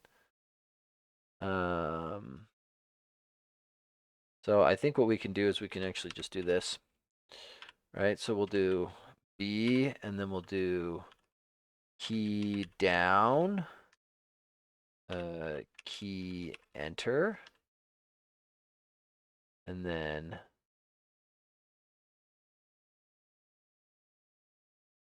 do that.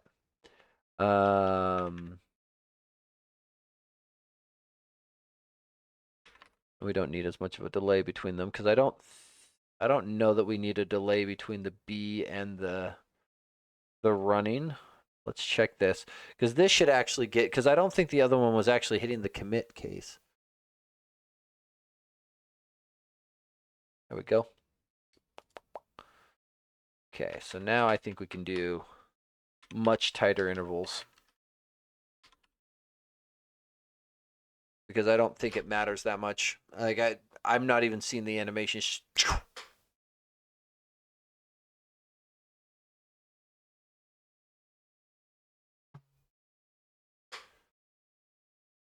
I am worried though. This is hitting the down case. Is that the same case as the user's issue? That gives me a bit of pause because I want to make sure we are not, because this does increment selection on down.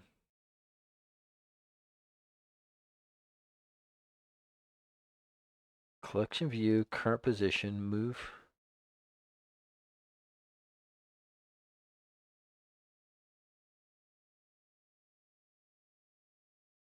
So let's the other way we test this. If we don't press enter, does the test fail? Right? There's an idea here that you also should write as little code as possible in your test to get it to pass. Okay, so without the enter, it does just show the drop down. Okay, so we need all of the things. That makes me feel better. I've often dreamed of getting something that does a really good amount of fuzz testing against my library where it attempts to remove things from your tests. Because in theory, if you can delete a line from your test and it doesn't change the output of the test, why was it there? Right? There's a handful of cases where you actually do want to keep it, right? There's some pinning or behavioral level things where it's like, yeah, I want it. But most of the time, if you can delete the line without changing the outcome of the test, you should probably delete the line. Okay, so we added selected item there. Let's just rerun the whole suite of these. Just want to make sure I didn't break anything else in the auto suggest box while we were doing this. I don't think so, because I think Corvin's PR passed the rest of the pipeline, so I think it's fine. Here we go. Okay. And this is the other disadvantage of these tests, is they're kind of slow, because they are functionally UI tests. Oh, there we go. Okay, so let's see. That's fine. That's fine. Got rid of the comment. Updated to latest C#. That's fine. Then we updated the test a little bit. Okay. Now we go here. We go auto code button. Let's see. Add selected item binding to auto suggest box. No, we're not going to. No. Updated UI test to better assert on the desired behavior. Updated some of the test examples to latest C# syntax. And then push it. There we go. And that should then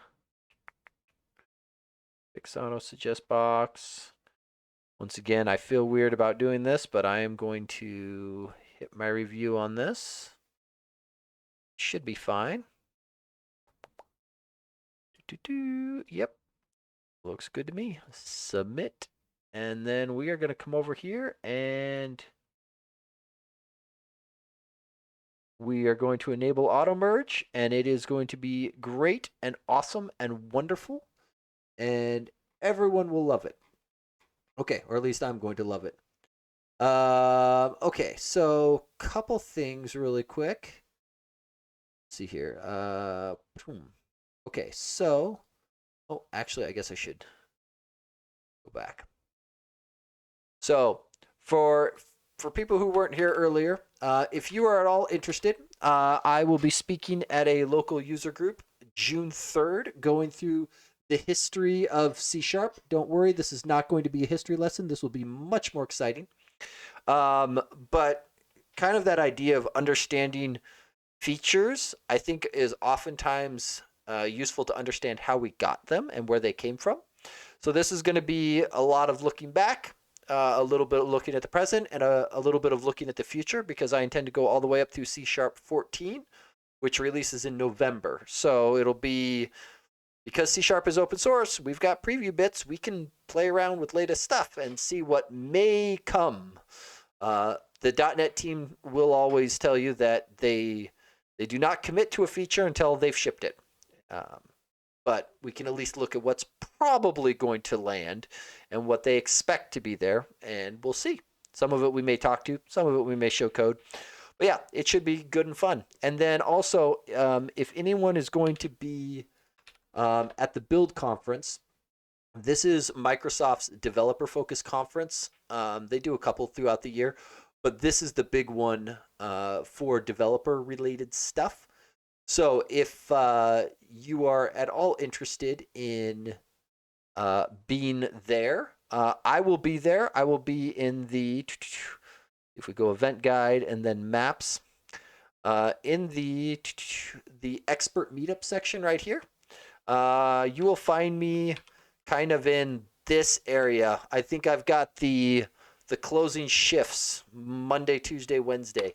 So late afternoon, dinner time-ish. You will find me hanging out there, or if you see me at all just walking around, stop me, say hi. I like talking to people. It'll be great. So I will be there. Also, I will be a co-presenter on this session as well. Unfortunately, this one will not be recorded. Most of the build sessions are recorded and live streamed, so even if you aren't able to go, there's a wealth of knowledge there. It's free to sign up for virtual online, and you get access to all the sessions, or at least all the sessions that are recorded. Some of these, like community ones, are not recorded. But if you are in person, I will be a co-presenter here, just speaking for a few minutes on kind of my history of becoming a Microsoft MVP. But regardless, I realize it's a small one, but darn it, I get to speak at Build, and that makes me excited. So I will be very tickled for this. Also, that means streaming next week, yes. Not streaming the following week, because I will be driving back from the Build conference, and I may get home around the time I would start my stream, but I'm going to be wiped after driving back from Seattle. So no stream in 2 weeks. So for what it is worth. So May 22nd for me. For some of you, that's the 23rd, depending on where in the world you're at, and time zones. Exciting stuff. So with that, thank you everyone for coming and hanging out. I appreciate all the new follows. Always good to see new faces and go through and have some fun getting some coding stuff done. With that, I'll tell everybody happy coding. See y'all next time.